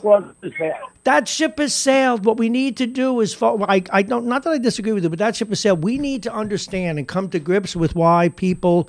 There are throngs of people who will say, "So what? I like this president. So what? Why do they like him? Here's the thing. What did we do?" It's going to be up to the American voting public to determine whether this kind of conduct is acceptable. And if they determine it is, that's not if fair. He gets another term, that means that subsequent presidents with whom they disagree can do the same thing. And in light of the changing demographics in this country, they're going to get a black or a brown president in 20 years, and that president is going to use this president as a precedent. Folks, I want you to listen up. That was one of the blood vessels popping in Mike Edelman's neck. No, because, Michael, you know what I was kidding about in my own mind, and that's why I giggled. You just reduced my 10-minute monologue to 1 minute because why it's so important to vote and how people vote will say something about the country. But also, one of the things I am beginning to realize, to the credit of the Founding Fathers, they did want, and it ought to be very, very difficult to impeach a president, to undermine, if you will, or to nullify the will of the people. They made it difficult, and I'm grateful for that. They did, but they also understood, if you read Federalist 65, that abuse of power in the office of the president was unacceptable, and that's why there is an impeachment clause in the Constitution. Right, but it is vague. It is vague.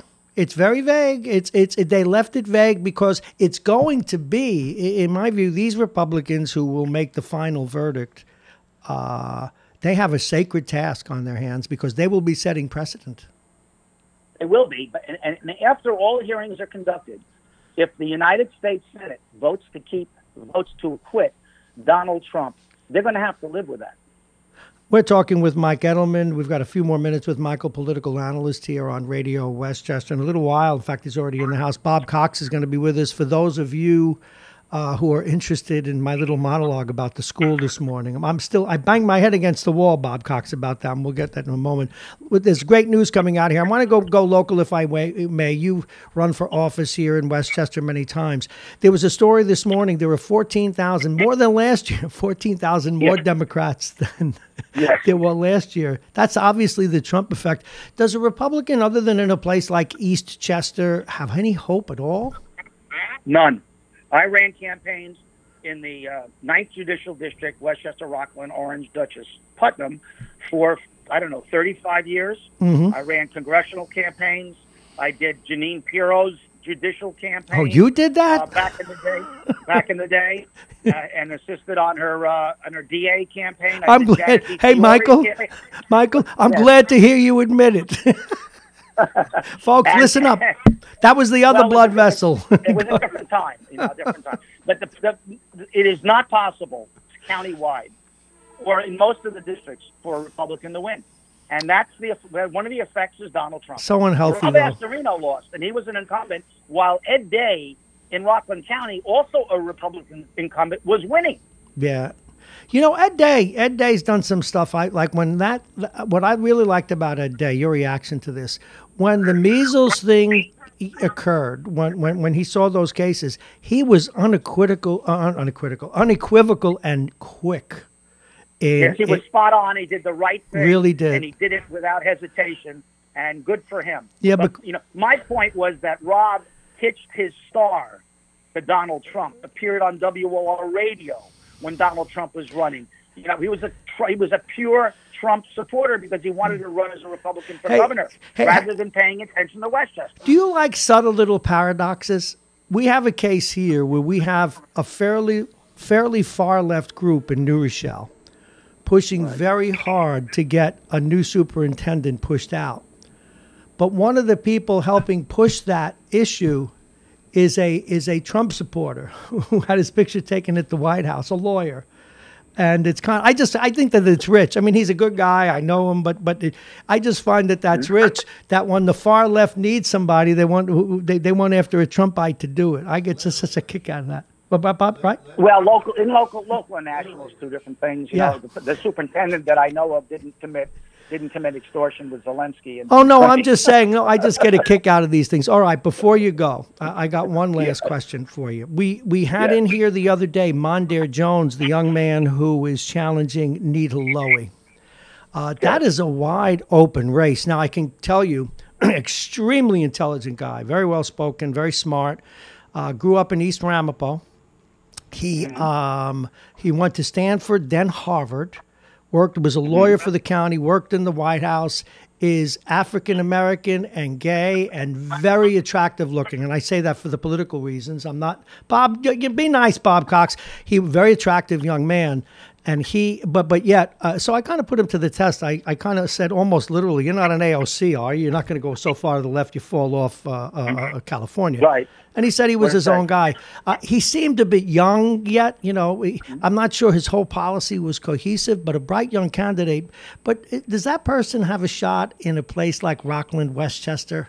Or do you think it's going to be someone more traditional? I don't know. You're talking about he's running his Democratic primary, right? Yes. Talking about yes, he is. So I ran for that seat.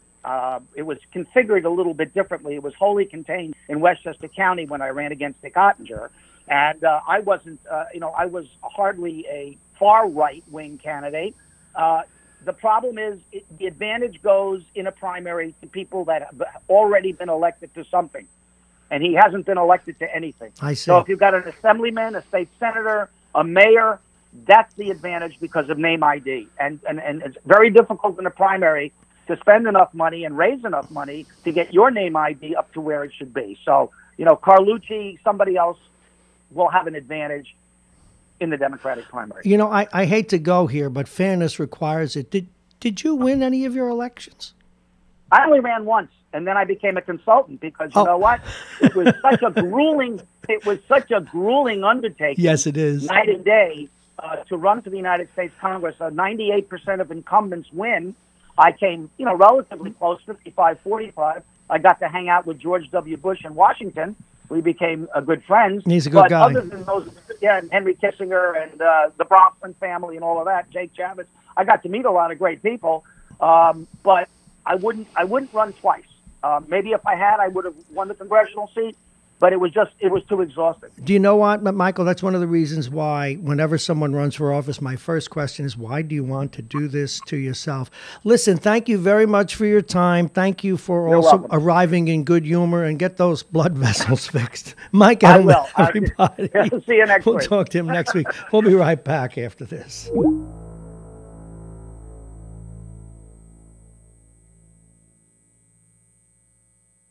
All righty, don't you love that little music? It goes, bong. It's kind of like something I learned from believe it or not, the Rush Limbaugh show. Has the best formatics for talk shows around. Forget content, but anyway, depending on your point of view. Alrighty, it is 7:35 on the button. This program today is supported by Aging Issues Management and Aging Issues Radio, the law firm of Pena and Khan, Dominic Cigars, and Plug-In Virtual Reality. And it's time for us to take a quick look at the weather. It is brought to you exclusively by United Hebrew of New Rochelle, voted one of America's best rehabilitation and senior care campuses, and it's right here in New Rochelle. Visit them at uhgc.com. 47 degrees, on its way to 52 today. It's a mixture of sun and clouds. We will have no rain today. Will be cloudy tonight. Tomorrow, some sunny skies. But it's Friday that you'll have to worry about, Bob Cox. Snow is in the forecast, and then it's going to get down. It's going to warm up, but that night it's going to get down to 25. Wear your kimonos. I couldn't wait to talk to Bob Cox today, and I'll tell you why, folks. Last night, I'm doing my research for today's show, and stories just pop up, and I said, I got to talk to Bob. But it's always best if you wait. It's like when you're meeting a lover. You don't want to call them right away. Take it easy, Bob. And I said, I can't wait to talk to Bob about this. And it was the issue in the news today about the kids in school. Did you hear that they walked out, Bob Cox? Did you hear that that some of the high school students they don't like to close campus? That's number one, and then we'll talk elections. Please welcome, he's the managing editor and the publisher of Talk of the Sound. What is that? I always forget the term. The go-to place since 2008. Oh, go ahead. Consider the source. Consider the source. Yeah. See, I'm so excited to see you here, Bob. I couldn't get over it last night when I read that. We got a dead, God rest her soul, a dead student, superintendent gone, principals gone, people lost their jobs, turmoil in the city council, turmoil with the new person coming in. I mean, the school board, and now these kids don't want to stay in school. Well, in all fairness, we're talking about the alternative high school. Don't be fair. You're some... which has not actually been the subject of the closed campus policy. The closed campus policy was the main high school up on North Avenue. The alternative high school is inside the old school at St. Gabe's Church near the hospital. What's the alternative high school specifically? Well, it's basically, in a nutshell, kids who the district feels would benefit from a smaller environment, smaller class size. So they've never been subject to that policy, or at least according to the article, 27 years. So I don't take an issue with the fact that they staged a protest. This was the first day that the policy was being enforced. And Dr. Fejo actually issued a statement, praising the students for for exercising their rights to protest. And then she said, "Now get back into the school." Well, the important thing is that that it occurred within the context of their lunch period, so that classes weren't being disrupted. I've taken issue with the fact that at the high school they have had ongoing, political action during the school day, and also fundraising during the school day, both of which are prohibited. There was, I guess, 2 students who left early, and they were disciplined for not being in class. But the bulk of those students went out on their lunch hour. They protested within the school grounds. They didn't leave the school campus. So I don't really have a problem with that. And, the issue is probably a very simple one, which is the kids want to leave campus because they want to go get something to eat. And at the high school, they have a full service cafeteria. I don't know what they have at St. Gabe's, but I don't think it's the same. I think they actually order out or something. So they may need to fix that as we get more serious and drop me from my. Well, my if you didn't get to overreaction. eat at lunch, you might protest. So I don't really have a problem. Well, with I don't it. know if they're not getting to eat. They should protest. I'll go over and help them. I'll carry a banner. All right. Well, you can do that. No, I don't have a problem with it as long as it was occurring within what the rules are. And as far as I understand, the majority of that was within the rules, and I don't think this is going to be an ongoing thing. I think it's a one-day thing. The one mistake I would say they made is it's not the kind of thing you do in November. It's the kind of thing you do over the summer so that when the kids show up in September, the new policy is already in effect. So let's think about why this was done when it was done. I'm listening. Well, Fehu just started on Friday, and this is sort of her first executive action to enforce this policy. So she may be sending a message as to what kind of superintendent she's going to be. and people can evaluate whether they think that's a good thing or a bad thing. But I don't think it's a coincidence that having had months and months to prepare for rolling out her entry plan, that the first thing we hear about her is that she's extending the closed campus policy to the alternative high school. That's interesting. And let me just make a comment about you, and then we'll move on. You've been a little kind to me. I've run off half-cocked about this because of what happened last year and my concern for Valerie Schwab, et cetera. But, you often take heat for your coverage, which is always honest. And here you were being totally honest with me. Bob, back off. This is not the regular high school. This is the alternative school. It's a little different. I just want people to be awareness of that. And thank you for setting me straight as well. But such as it is, now there is this little twist. She's setting the stage. Do you think that augurs well for her? Well, I interviewed her again on Friday. They had a press availability with her on her first day. That's the third time I've interviewed her. I've talked to her sort of offline, bumping into her a couple of more times. And what I would say is this. I don't really know, because she tends to speak in sort of scripted statements. So, maybe that's smart because she's trying to be real careful about how she talks to anybody, and in particular the press. But because she does that, it's very difficult to know what she really thinks. So seems like she's one of these people we're going to have to evaluate based on what they do and not what they say. Not that that's a bad thing. No. And if I may, pardon the interruption, but her job, one of the things I constantly rant about on the radio is how you feel is one thing, what you do, just to your point, what you do is another. And in the case of the school principal, what she says and the actions that follow that are paramount. A superintendent, yeah. Thank you. Well, I would say this: the bell cow for how things are going to go with her, in my view, is what's going to happen with the current situation at the high school principalship. They have had an interim principal there for over a year now, and they have to make a decision. They have to fish or cut bait with the current interim. Either they're going to make that person full-time or they're not. I have had, long experience with the interim principal, Joe Starfaggi. All my kids went through the high school. He and I actually went to high school together at Iona Prep. So there's a history there. I served with him on the district-wide health and safety committee. But I don't feel that he's the person to lead that high school into the future.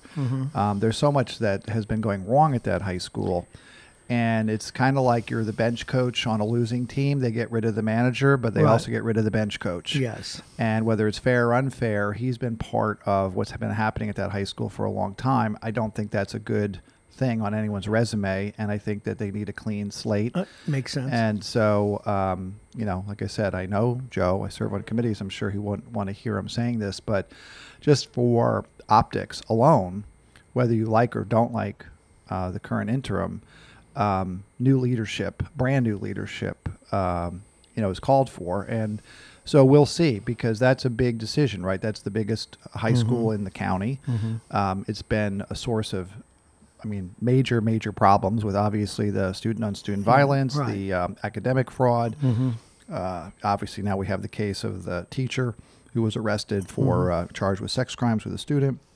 So there's a lot to deal with there, and I think they need to find somebody who's an experienced principal, not somebody who's going to learn on the job, that was assistant and now an interim. And so, we really need a brilliant person to run that high school and turn it around. If you turn around the high school in this district, it can have a big impact on the whole community. It really would. My guest again, Bob Cox, managing editor, publisher of Talk of the Sound, Consider the Source since 2008. You mentioned optics. I hear that a lot from the people who want this new superintendent to be deposed, if you will. If you get people in the clinches, they know she's no racist. You mean taken out, or you mean made to testify in a lawsuit? No, it's both, right? Well, removed from. They don't want her there. They either wanted to drop her lawsuit against New York, or they want the contract vacated. Right. Yeah. And that's bad choice of words on my part, Robert. But what they'll say is it's bad optics. But how much should we place on optics in this environment?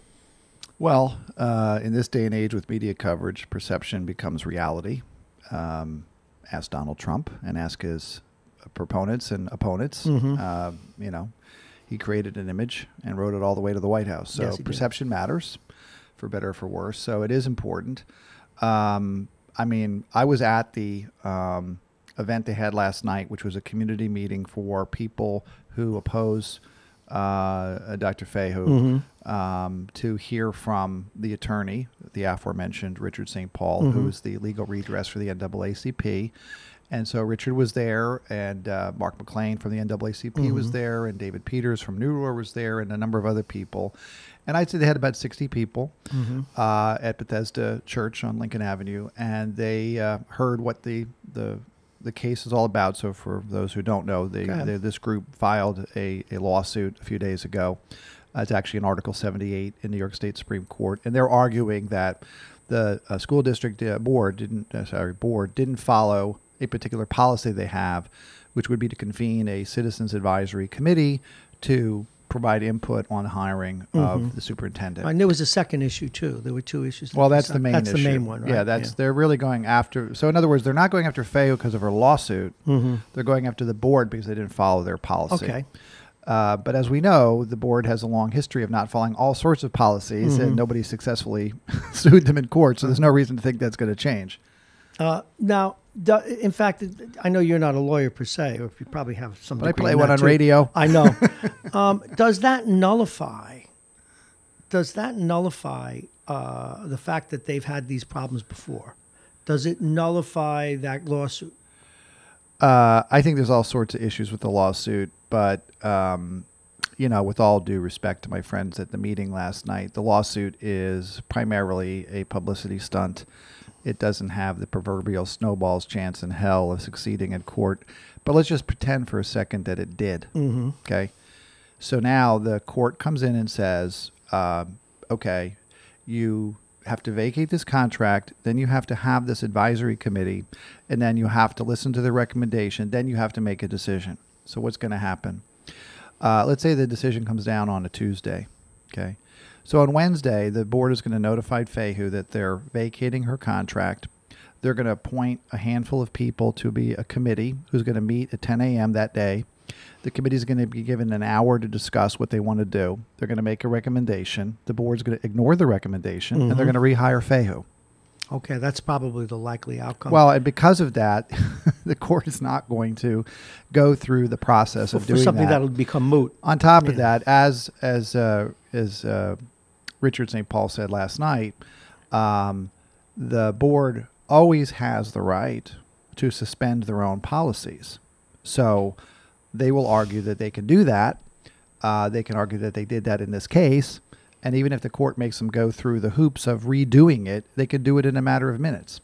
I also made this point to a number of those people that were there last night. I didn't bring it up last night. I didn't think it was a good idea for me to speak out in that room because they probably wouldn't have wanted to hear this. But even if the committee that they're talking about had been comprised entirely of people in that room last night, the so-called collective, what difference would it have made? You could have had 50 people on a committee saying, we want Joe or Mary and not Fayhoe. And the committee makes a recommendation, we want Joe.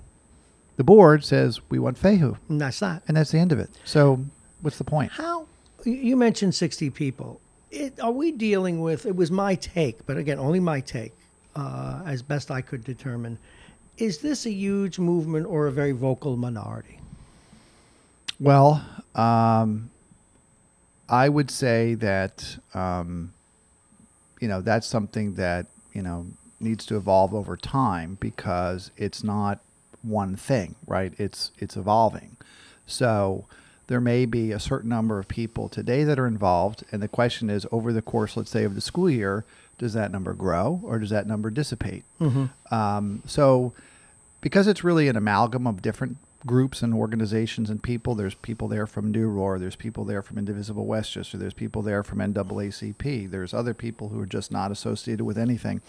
So you're asking me for a snapshot picture. There was 60 people there last night. Mm-hmm. So is that the size of the group? If I go to a board meeting, I hear 10 people. If I went to the high school I see. over July, there was 200 people. So it's really hard to say. It is a city of 80,000 people. So to that extent, they're a vocal minority. But I've been a vocal minority of one on some occasions, and I've been able to change a policy in this city. So, who knows?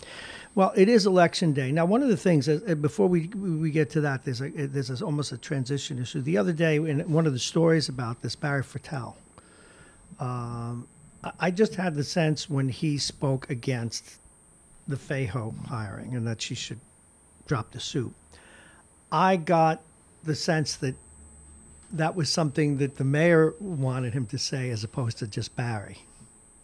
Well, I mean, Barry has standing to do that because he was a former member of the New Rochelle School Board, right. And he's now a member of City Council. I think that... Well, leaving. He's got no future in the City Council anymore. Well, he's on City Council today. Right, yes. So I think it's inappropriate for city officials, city council members to get involved in this. That's what I thought. Okay. But,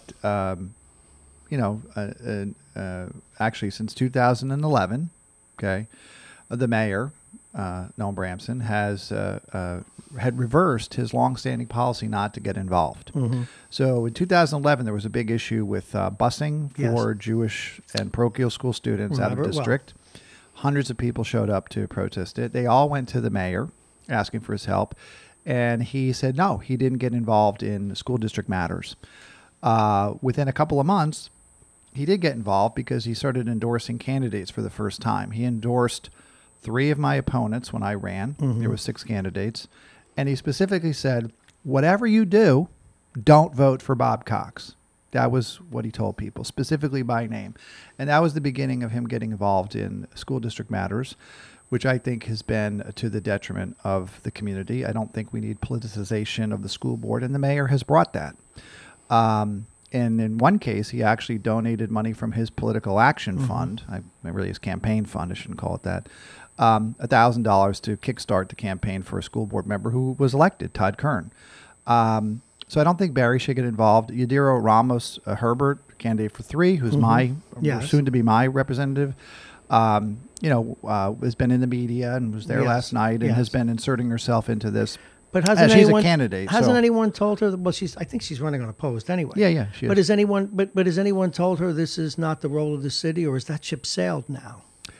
She was told that, according to my sources, but she's in it anyway. I just think that it takes us down a really bad road. We're already down that road. We're already down that road. What's really happened anyway. is that the mayor sort of got the baby, got the woman a little bit pregnant, and then now we got the baby. Now the baby's coming because 11 years ago he jumped in, and I would also say this: in 2018, as I mentioned to you, the mayor had his Al Haig moment, where for those who are older, I saw that. Oh, that was a very telling look, Bob Cox. He looked right at me when he said, continue. You know. I remember it very well. Right. I am in charge You here. remember when Al Haig was born. I'm in charge here. So, 7:54, we have an electrocution button here we will use soon. Go ahead, Bob Cox.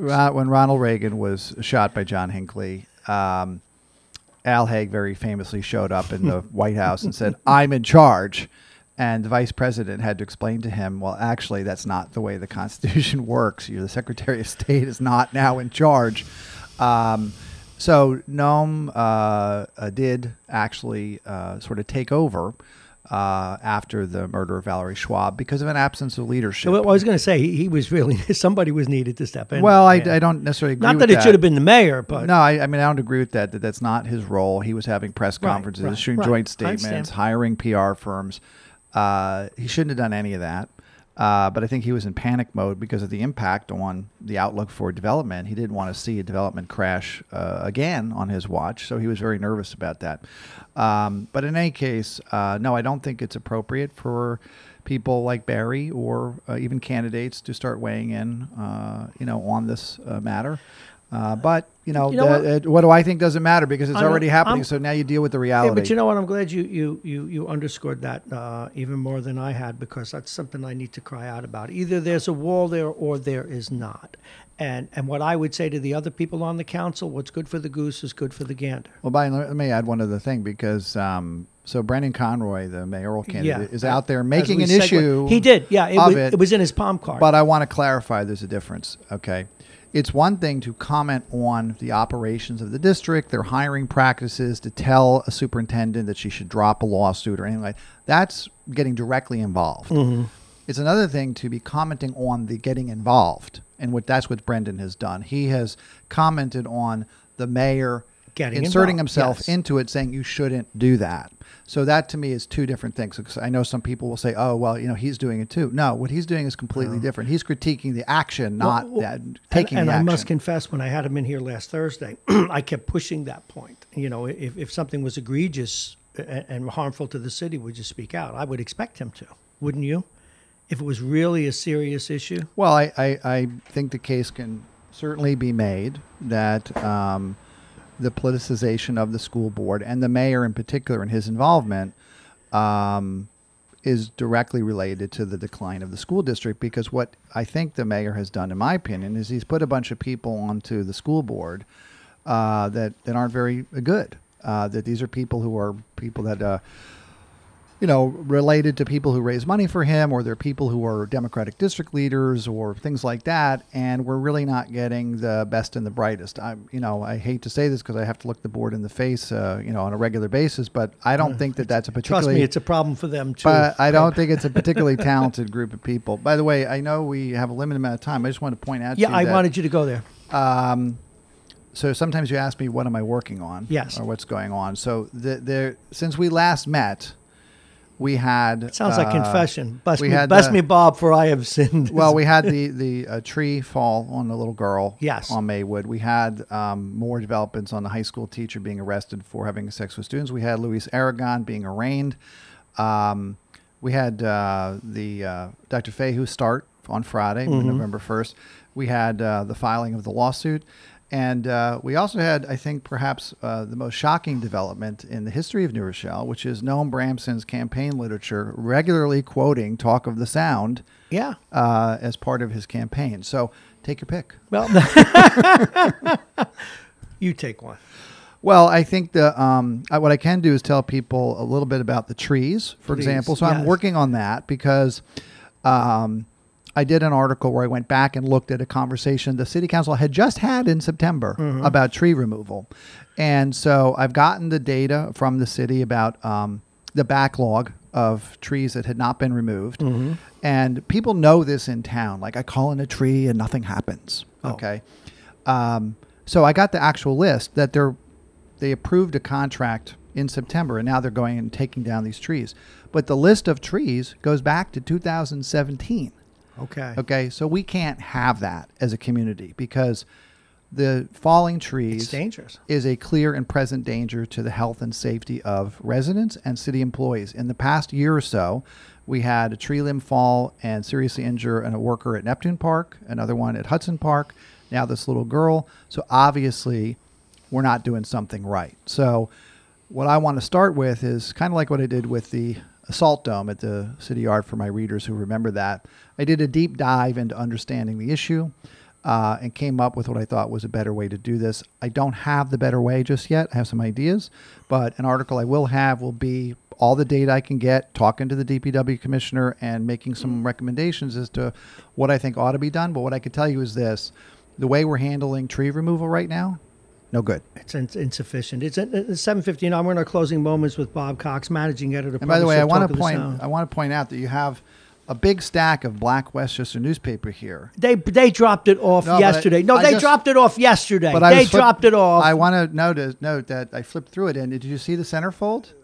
It's Richard St. Paul stretched out in the back of an ambulance. Oh, I thought you were talking about the one with me in it. No. I didn't see that. Oh, yeah. So if you don't want to read it for the articles, definitely pick up a copy for the centerfold. I thought you were talking about a piece about me in there. Okay, fine. Listen, before you go, and I know I've got a guest coming up, Robert, clearly 30 minutes with you is, I need you to look at your schedule. What I would like to do is increase your time to the full-time hour. Can you come in at 9 o'clock on Monday? Well, I think you should put that to the listeners.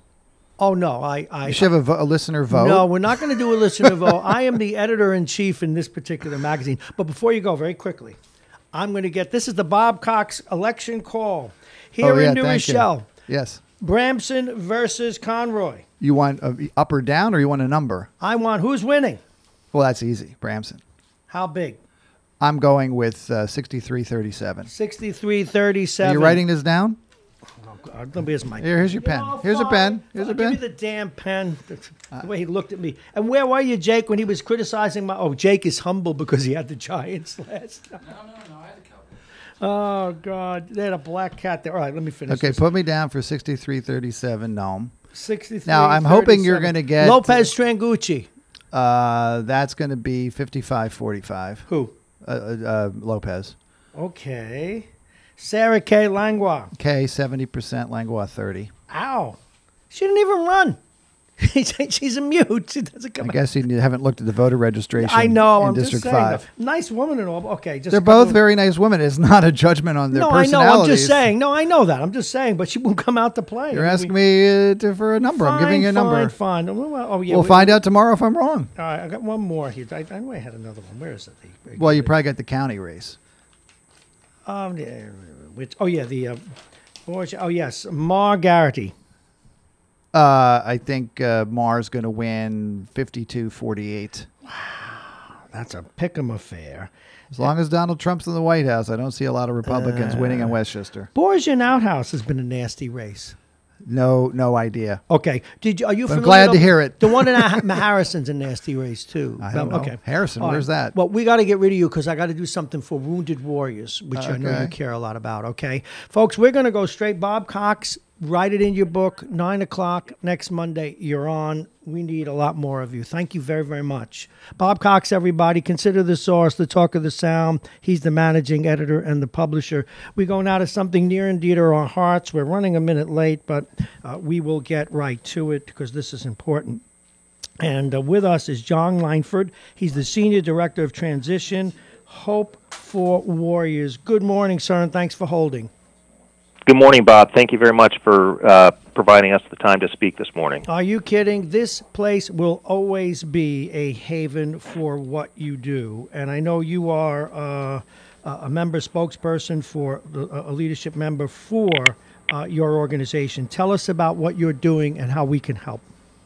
Absolutely. Thank you. So Hope for the Warriors is a national nonprofit. We provide programs and services for post 9/11 service members, veterans, and their families, and that's a really key part of how we deliver services.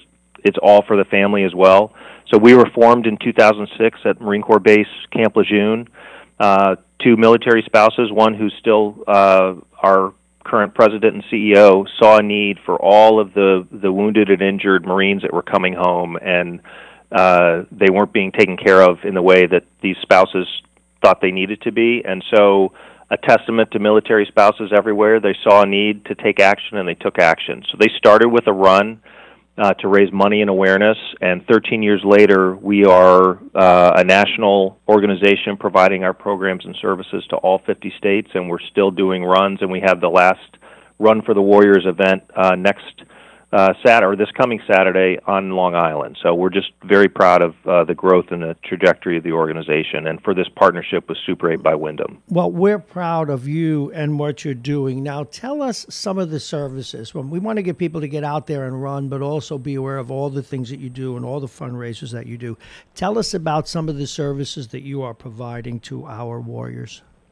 Absolutely. So one of the main things that happens when you get out of the military, and it doesn't matter what branch, how many years in. I spent 23 years in the Marine Corps. Thank you. My dad was 5 years, thank you, in the Marine Corps in Vietnam. I've got a son who's a sergeant in the Marine Corps. Obviously, we're Marine-centric. But one of the biggest challenges is what happens when you take that uniform off. So that transition out of the military is key. And so one of the programs that Hope for the Warriors offers is our suite of transition services, which includes veteran and military spouse employment support, because so often the military spouse's job is impacted by that. Sure, she's had to move. We've got orders in 3 years. Exactly. Right, she may have to move around the country. Sure. Yep. So that's a big challenge. So we provide services for that, among many others within transition. We do sports and recreation programs, and so the Run for the Warriors series, again, that's the heart of where we started.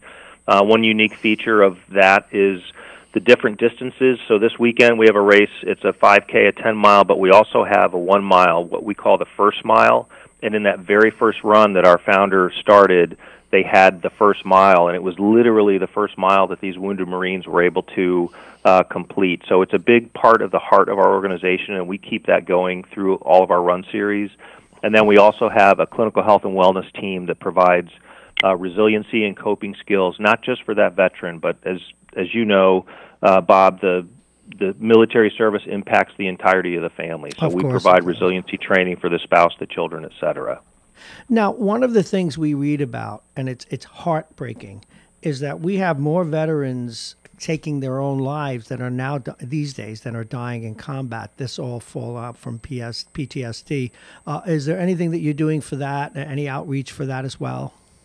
Yep, and so that is it's just a tragic reality, and people talk about the 22 a day, which is about the average number of veterans that take their own lives, and so it's a very deep problem, obviously. But part of our clinical health and wellness team is again providing those resiliency coping skills, and how do you build a resiliency around that veteran and that family, and it's usually with community. That's one of the biggest things that we do. So a lot of our events, we're a national organization, but we really connect to the community, and one of the ways we do that is through our runs, is bringing that community in to learn about hope, bring our service members and veterans out, and they can see what services we can provide, and we can give that support that they need. My guest is John Langford. He's the Senior Director of Transition, and it's Hope for Warriors, a number of services. In fact, when I was listing them, from employment, sports, and rec, et cetera, of course, now we're talking about PTSD.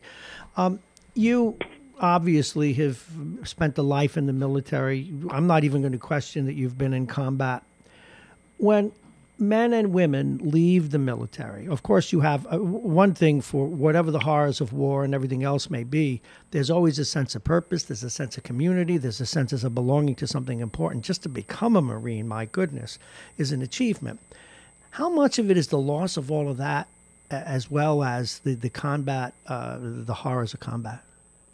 Well, I think it's really, whether you're in peacetime or combat, I think it's the culture, and it's that camaraderie, it's the community, male or female, doesn't matter, and that's a big part of why we put our programs together, and it's a really unique aspect of this partnership with Super 8 by Wyndham. Their culture, so they've been a veteran-friendly organization for 6 years. They've been offering 15% discounts every day, 365 days every year, which is significant, but they also have veterans on staff, and so they recognize within their own community what the needs are. And so one of the great things with partnering with them, and they vetted us, which is awesome. We're a 4-star rated charity 8 years in a row by Charity Navigator. 90 cents, little over 90 cents of every dollar goes into programming, which is why we don't have a national presence on TV, but we vetted them as well, obviously, and their culture, it's called Count on Me, and it's all about service, and you can't find a more appropriate culture for a civilian organization like Super 8 by Wyndham to align with a veteran nonprofit like Hope for the Warriors, because it's really about that service and count on me. So we're excited for their partnership. They're helping us sustain and grow our programs through the sponsorship. And then, as you mentioned, Bob, at the top of the piece, Veterans Day is next Monday. Yes. President Trump designated on November 1st, he designated November as National Veterans and Military Families Month. So Super 8 by Wyndham wants to recognize that, and thank you for your service is a great thing to say. What can you do tangibly? And so that 15% discount, they have bumped up to 20%, which military families are on a budget. That's a huge offering. And then they also have a unique thing with their Wyndham Rewards properties. If the Wyndham Rewards Points Challenge, rewards members can donate their points to Hope for the Warriors. So through December 6th, that 20% discount is available. If you're a rewards member and you book during that time, they'll give you 500 additional points that, if you're inclined, you can donate right back to Hope for the Warriors, and Super 8 by Wyndham will give up to 170,000 points, which helps us deliver those programs that we just talked about. Let me just shout out to for Super 8 by Wyndham, a great job on their behalf. I'd like you to tell us about that run, although I think just making people aware of all of these issues, and just a little selfish thing. I love airplanes. Now, as a weapons officer, did you fly the F-18D Hornet? Were you in that plane? I was the GIB. I was the guy in back. In the back. So. Wow. Yep. God bless you. Thank you for your service. That had to be, I know it's combat, but still, that had to be pretty exciting stuff. I loved and was very proud of my service, Bob, but I miss that most of all. That was a lot of fun, and I was getting paid for it, so it was very exciting. I bet. Well, again, thank you for your service. Now, talk about the race, and then one more time, tell us about your organization very quickly. Absolutely. So the race is part of our Run for the Warriors series. It's in Long Island this Saturday, and again, we'll have a 10-mile, a 5K, and that first-mile run that I talked about, which is so important. And Super 8 by Wyndham is one of our presenting sponsors for the event and the first mile. And I'll actually be running the first mile with one of the Super 8 teammates here, which is exciting for us. If people want to learn more about Hope for the Warriors and the programs that we provide, and most importantly, I think if service members, veterans, family members need to check into some of our services, they can all go to hopeforthewarriors.org. And if you want to learn more about the awesome programs that Super 8 by Wyndham is offering both throughout the year and especially through December 6th in honor of Veterans Day, it's super8.com/military. John Langford, Marine, former Marine, although I guess you're a Marine for life. You do the country, the service, and Hope for Warriors proud. Thank you so very, very much for your time today. Been a pleasure speaking with you, Bob. Thank you. The pleasure's ours. Thank you so much, All man. right. That's great stuff, folks. We're going to be right back. We have to talk to. We set some time for Jay up right after we talk with Mike Duffy, but I'm going to grab him on the side now and find out what happened to the Giants and their black cat last night. This is Radio Westchester. We're reporting live from the train.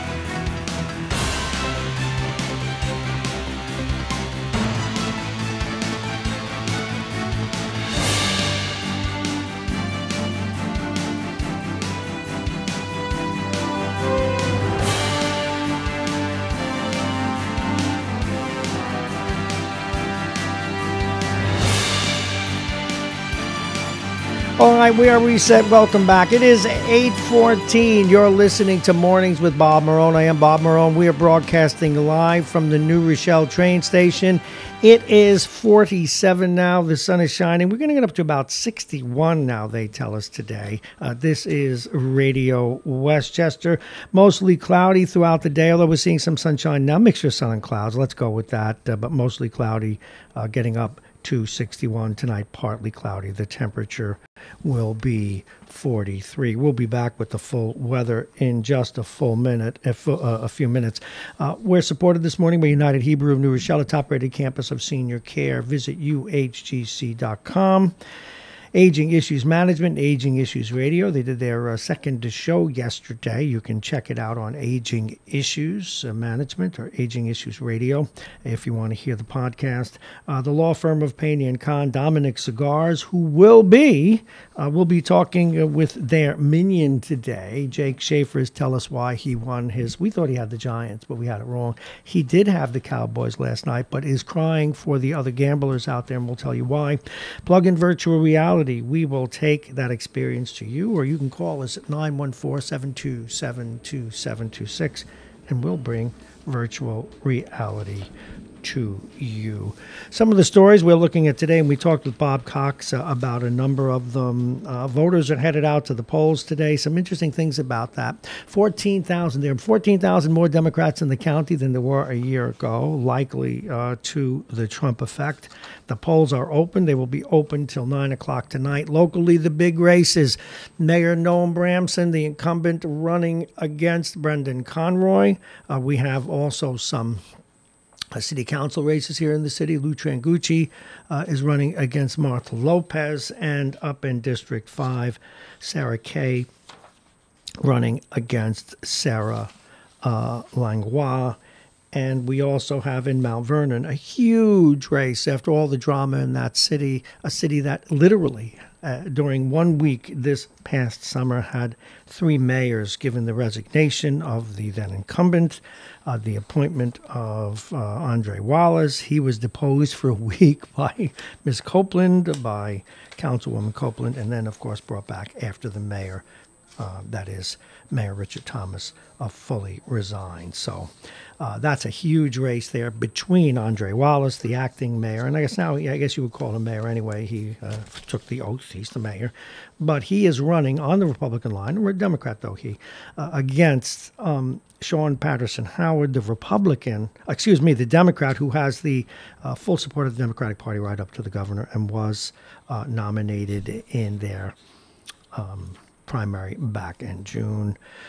The local story that made news, and Bob Cox certainly cleared it up for us, New Rochelle students protest the closed campus policy, but that was the alternative high school, a much smaller version and special version of the high school. The closed campus, again, that policy emanating out of all the trouble the school had last year, student-on-student violence, one resulting in a death, etc. And there were all the issues of people not staying in school during break. In fact, the murder of Valerie Schwab took place while or at least during lunch break at the school. There have always been questions about should they have been out or not. Was it the policy or not? Was it the policy not followed, etc.? But nonetheless, not quite the issue we thought it was, but perhaps, as Bob Cox mentioned, to look towards the new superintendent laying down her rules now. And coming out of New York City, a huge story, and that is our segue story.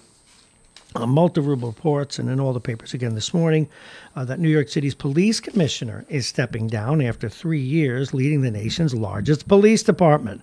The New York Times, Daily News, New York Post, just about every outlet were reporting that James O'Neill will announce Monday that he is leaving the job.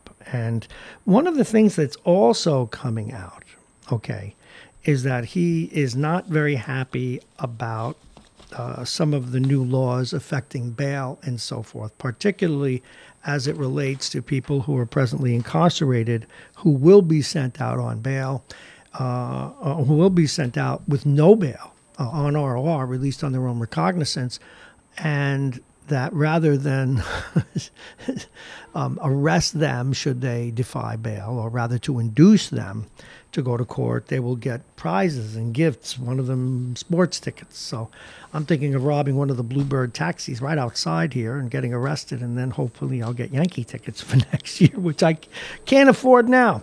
Anyway, that is one of several stories that we're going to talk about with our next guest. He should be calling in a moment. He is, of course, he's a defense attorney, but I think what's really important to understand about Mike Duffy is that he was an investigator for the head of investigations for the DA's office here in Westchester, and he also was a cop on the beat and a detective. So we're very, very anxious to talk with him about that. Now, in the world of sports, Yes, a black cat was seen on the field. I still can't believe that the New York Post made it their headline today. Not the headline. They actually had a picture of it on the front page and the back page of the cat going out on Giants Field, as if that makes a difference. The Giants were terrible. They didn't need the cat to be terrible. And later on, we're going to talk with Jake Schaefer, one of his picks of the week, as he improves his record. He had the Dallas Cowboys, but he has some sympathy for the the gamblers who kind of got screwed. We'll tell you about that later.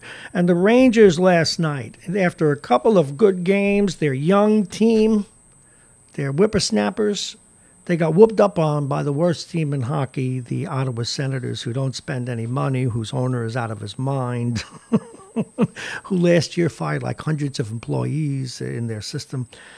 The Senators defeated the Rangers by a score of 6-2, largely by goading them into a lot of rough stuff that took away the discipline from a team that is still learning what discipline is about. So we expect Mr. Duffy to call any minute. We've not heard from him. Now, he's usually pretty reliable. And, maybe he sent me a message. Where's my phone? Let me get my phone. See, what happens is they text me or they call me off air. Maybe got called to court. Somebody's in court right now. Let's see. Okay, no, he didn't. But I know that Mitch called, and we saw him come in before. We're going to talk with Mitchell or try and reach out to him because he goes out to the polls early after we speak with Mike Duffy, who I'm about to send a reminder text to. So this is what happens in live radio, folks. And you're getting to see what normally would happen behind the scenes, but since we don't go to a blackout break, you get to see it. So let's see where Mr. Duffy is. Why has he not called? Maybe he's sleeping, or maybe my clock is ahead. It's 8:21 here at Radio Westchester. I have a very interesting tick, which is that I have a hard time going to something sequentially. Watch this. I'll do it. Are you calling in? How direct is that? So we should be hearing from him. That's that. All right, 8:22. Jake, get in the hot seat. We're going to have to do you early since... Oh, no, here he comes. All righty. No, we're not going to make you do that. We will get a hold of him now. Oh, now he calls, and while I turn my head away to get the board, here he is. All righty, we already told you who he is. His name is Mike Duffy. He is a defense attorney, a very fine one, I might add. He ran for office, too, so election day probably has a resonance for him. He was the chief investigator for the DA's office here in Westchester, and he was a cop and detective on the beat. I have so much to talk with him about. Please welcome Mike Duffy. Good morning, Michael. Good morning, Robert. How are you? I thought I was going to have to send out a warrant for you, but you're only a minute late. Yeah, it's the phone numbers, Bob. I don't know what's going on. No, don't worry about it. I just did what I did. Hey, I'm not worried about it. No, he's going to arrest me for. By the way, you know what was interesting? If you've ever met, I asked Mr. Duffy once to show me how a police officer has to take charge when they're either talking with you. And I would have confessed to things I didn't do when you said good morning, Bob, once. Anyway, I digress. Things you did do. Let's start with the top of the news today. The police commissioner in New York City resigned yesterday. And you and I mentioned it to you a little bit when we were lining up this hit. But coming out this morning now, he is finally saying some things about this new bail program, and not so much the one that may introduce more fairness to the process, but the one that may allow people who are in jail now to come out and they get lured back by prizes. Could you tell us about this? Well, that's a New York City thing, being lured back. The courts are now going to be required to notify people of their court dates. I get clients. I have court dates every day, Bob, and I have to know when they are, where they are. Clients are constantly calling up. When's my next court date? You would think that would be important to you, and that's what I try to emphasize to clients. And look, I love my clients, but you have to know when to be to court. But now the courts have to send out a reminder. And in addition to the reminder, I guess in New York City says, well, we're going to give you tickets to a movie or a Dunkin' Donuts credit card or something like that. I thought you said a ball game. I want my Yankee and tickets. I just robbed a taxi. I just robbed a taxi out here. Now I'm so I can go to the Yankee game next year. Well, didn't say what ball game though. It could have been a little league game or something. Yeah. You don't know. That's absurd. I mean, come on. That's people will commit crimes to get Dunkin' Donuts cards. I mean, I could actually see that happening. People who are homeless and they see that I can get 3 hots and a cop by getting locked up, and then when I'm supposed to go to court, they'll give me a Dunkin' Donuts card to come back to court. It's not the way things should be done. It's going way far over. It's the crazy side of things. Well, it is. But how much do you think this had to do with the police commissioners resigning, or after what happened with the Eric Garner case? Do you think he felt that he was losing, as President Nixon once said, "I'm losing the support of my base. I got to get out of Dodge"? Yeah, I think this was in the works, Bob, because Dermot Shea, who took over, look, all of a sudden it's not like, bang, you're the police commissioner. Things like that don't happen. They have an army in New York City. There's no police department except maybe for Tokyo. It's like that in the world. Okay, that size. They have an Air Force. They have a Navy, and you just don't willy nilly. Oh, my guy retired. They didn't say they're going to do a search or anything. He said that is his police commissioner.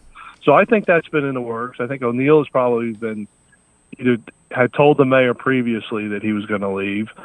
He knows he didn't have the support from the cops. The Sergeants Benevolent Association wrote a stinging, not a memo, but a stinging a statement to O'Neill's departure, saying he's going to go down in history as the worst police commissioner in the city of New York.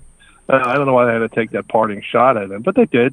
And, he didn't have the backs of the New York City police officers, according to them. They didn't feel they had a good police commissioner. Now, in terms of it, we know de Blasio didn't. We know that for a fact. Well, we know about the Eric Garner case, okay, and I think that hurt him. But what else did he do or not do that, in the eyes of the rank and file, created that notion that he didn't have their backs?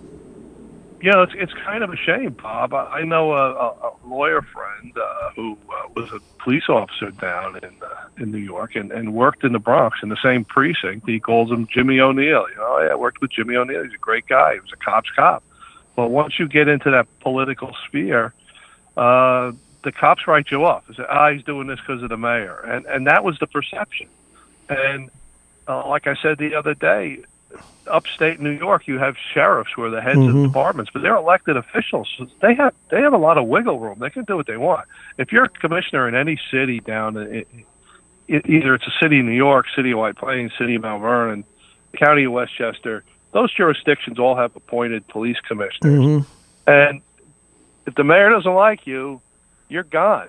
So you have to try to toe the line and walk the line on both sides, and it's hard. It's got to be difficult. It's not easy. I actually feel for the guy, although had I been his advisor, I would have looked at the way the pension laws work and everything else and said, wouldn't it be better to go out on your sword? Wouldn't it be better to let the mayor fire you? And because it's one of the things that bothered me about Mueller, which is that there are times in history, and this is whether you agree with the whole Trump thing or not, is that if he believed that the president, that impeachment was available, he wouldn't use that word, and he kind of weaseled.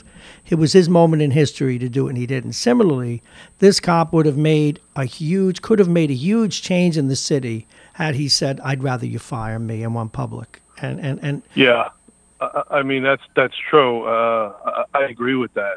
I mean, it's look, you're the head of 38,000 people. That's got to be hard. that's not easy. Miserable job, I'm sure.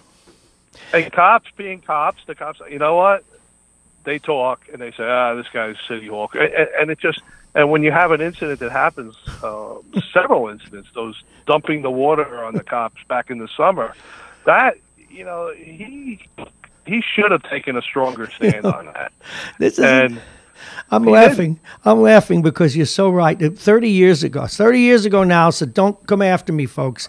I got stopped, rightly so. I made a bad turn. I was making a U-turn where I shouldn't. The cop stopped me. I apologize. I said, yeah, I did it, which helped. But the cop said, you know what? I'm going to let you off the hook. And you know why I'm going to let you off the hook? Because I don't like the way Giuliani is dealing with the unions. That's why. He let me go. But anyway, okay, yeah. You are, and again, I remind people, Mike Duffy is our go-to guy for these issues because he has experience and does still on all of these issues. He's a defense attorney, but he also has been the chief of investigations for the DA's office. He's been a detective and a cop on the beat. There's got to be a sweet spot here. You've talked about how some people go up for small crimes. They shouldn't have to pay bail. That's exorbitant. For other crimes, they get stuck for a year in jail, 6 months, 8 months for a crime that doesn't really warrant it. Where's the sweet spot here? It can't be letting everybody go on ROR. And like we did the story the other day, and I shared it with you off air, with this woman, this judge, a city judge released 2 gun suspects without bail the day after, and I'll just paraphrase this. The day after, both were accused of firing illegal weapons in the street in a separate incident. Cops are outraged. Bronx Criminal Court Justice Shari Michaels, who was once rebuked by the state ethics panel for trying to use her position to wriggle out of a traffic ticket, oversaw the arraignment. She mentions 2 people. One is accused of pointing a firearm in the direction of multiple people and blasting several shots. How did they let this guy out? How did he do his own recognizance? He had a gun. What the Taylor law? Whatever law it is. What am I crazy? Yeah. Well, I mean, no, you're not crazy. Of course, you're not crazy, Bob. I mean, it's human nature. That's how we think. I can't speak to that particular judge. I don't know why she did what she did, but people are going to be set loose on the streets. There's no doubt about it. And people that aren't set loose, that commit new crimes, are not going to be incarcerated. They're going to be given appearance tickets to come to court. And, you know, what we obviously have to look at is what is the recidivism rate after that? Because, look, if it's very, very low, then it's an experiment that worked. But if these people are going out, these people meaning people released and et cetera, and go commit crimes and hurt and injure people, which it's got to happen because New York is so big. Okay. It's got to happen. Let me take a dim view. The first one is going to be, you know, the one that's all over the newspaper. Let me take a cynical view here, if I can.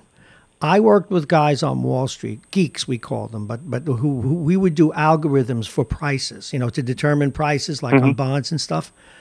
I can give you a second-rate geek who could probably predict very, very close to how many of these people, based on their records, in other words, based on the number of times they've been arrested, the types of crimes they've been arrested, they could put together an algorithm and tell you. Why doesn't someone do that? Right. I don't know if that's been done. I kind of doubt it, knowing how government works. It's you know what? This is a backlash. I say Trump is a backlash to Obama. This is a backlash to years of the system not working because of what they were doing. And right, and the other side of it that you see, sure, as a defense attorney, sure. So that's a backlash, but, you know, they may have gone too far. Look, I want my clients out of jail. I'm not going to kid you. I'm not going to lie to you. I want my clients out of jail. And my new clients are not probably the types of crimes they commit or allegedly commit. They're not going to go to jail in the beginning. And, you know, I don't think that's a bad thing unless they do something else. Because remember, Bob, a crime is just an allegation. It doesn't mean a certain person I do get it. Something. I do. But what about when a guy has been arrested several times, he's got charges pending, and they include felony assault. They include accused of manslaughter, accused of having a gun on 2 or 3 separate occasions. The guy's walking the street. It's no surprise to any normal person that this person shouldn't be on the street. Right. Well, it's not 100% across the board. There are exclusions. I can't go into them now, but there's about 800, 400 crimes or something like that you're not, if you're arrested for on the street, you're not going to go to initial county jail or anything until you bail out. It's going to be, you're going to be released, and that's the way the law is. What about manslaughter? Oh, no, manslaughter. I don't know specifically, but I'm sure. Generally speaking. You know what I would say? It depends on the manslaughter, because if you're driving a car and something happens and they charge you with manslaughter, that's different from you go after somebody with a baseball bat and they charge manslaughter and because they don't believe it's an intentional homicide. You know, so all those they have to be examined. Okay, let's take it up another level, because you are adding intellectual heft to an issue that sometimes loses it. To what? And this has to be a real problem. We even see it, for good or ill, in the way people view Trump. When something is so continually out of the norm so much, it becomes an abstraction rather than a concern. In other words, oh, this is just another guy with 20 arrests, let him walk. How that has to affect the judge and the prosecutors and the defense attorneys. You know, how much of this are these people, do they become abstractions? Well, the judges have discretion, okay? But there's also the statutes they have to obey. And most of the offenses that are going to be committed by people are going to be within the statutes that call for your immediate release after you're given an appearance ticket. Now, one of the things where they don't have to release you if you fail to give ID. Okay, so say you get arrested for a crime, and what's your name? I'm not telling you. Or they don't have verifiable ID. You know, they can hold that person until they find out who that person is. And there's about 6 or 7 other factors where they're not going to be able to be released ROR. Having said that, the majority are going to be released ROR, and we'll have to. It remains to be seen. Jesus, what's going to happen here? Well, you know how I feel about the issue with judges. I don't think there's enough oversight, and I know we have to give judges a great deal of leeway, or the system would freeze. But this woman it seems to me that she needs to answer, this judge, Michael, she needs to answer Michaels for why she did that. But that's just me. What do I know? I want to go into a couple of other areas while I have you. And did you see that the governor says he didn't know about the bail plan? No, he didn't see that, no. Yeah. Governor Cuomo on Monday claimed he didn't know about the Dumb and Dumber plans to release jailbirds early under his new bail reform law and then give them freebies to entice them back to court. Hey, now let's go back to that. Wait a minute. You got a guy who gets arrested. Aren't the freebies of de Blasio creature, I think? Yeah, I think that evolved out of it. I think he enhanced the program. That's the city of New York, I believe, yeah. But even so, the governor said, well, I didn't know anything about this. It became clear before, but I wanted to get to the heart of the matter, to quote Don Henley. You've got people that know they have to go to court and forget, don't show up. Are they that disorganized, or that they just don't care? What's your honest take? 2 different things. You mean the people who have to go to court? The accused who don't show up to court. Okay. Well, you know, they run a huge range, Bob. I've had them where they don't care. Okay, one of the things you said. They forget their notice, so that it's written down. They lose that. Somebody tells them, "Oh, you don't have to go to court for that." There's a myriad of reasons why they don't.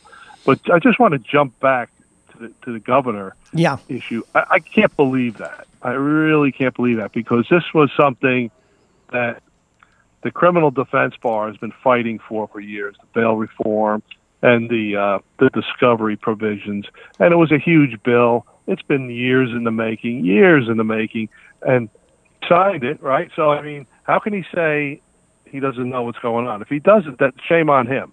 Then that's well, what he's saying, as I look more at the piece, what he's saying is he didn't know about the early release for people already incarcerated, that he didn't know about. Well, the bill, that's interesting, because, you know, the bill is retroactive. So the DA's office, I know, is scrambling in Westchester. They're actually scrambling. They hired 6 or 7 more people to handle these discovery aspects of the new bill, which means they, being the prosecutor, has to turn over everything to defense counsel within a certain amount of time. And they have to give you everything. In the past, they'd say, "Oh, we don't have that," or this and that. And that's what I referred to before. That's what made this bill happen. Mm-hmm. You know, the prosecutors were just holding this stuff so close to the vest. It wasn't a level playing field. Well, it wasn't. No, I get that. It was in New York. We called it trial by ambush. You go to criminal court, and on the day of trial, they'd hand you a package of papers. Now, well, that's not fair either. That's not fair either. That's what they were doing.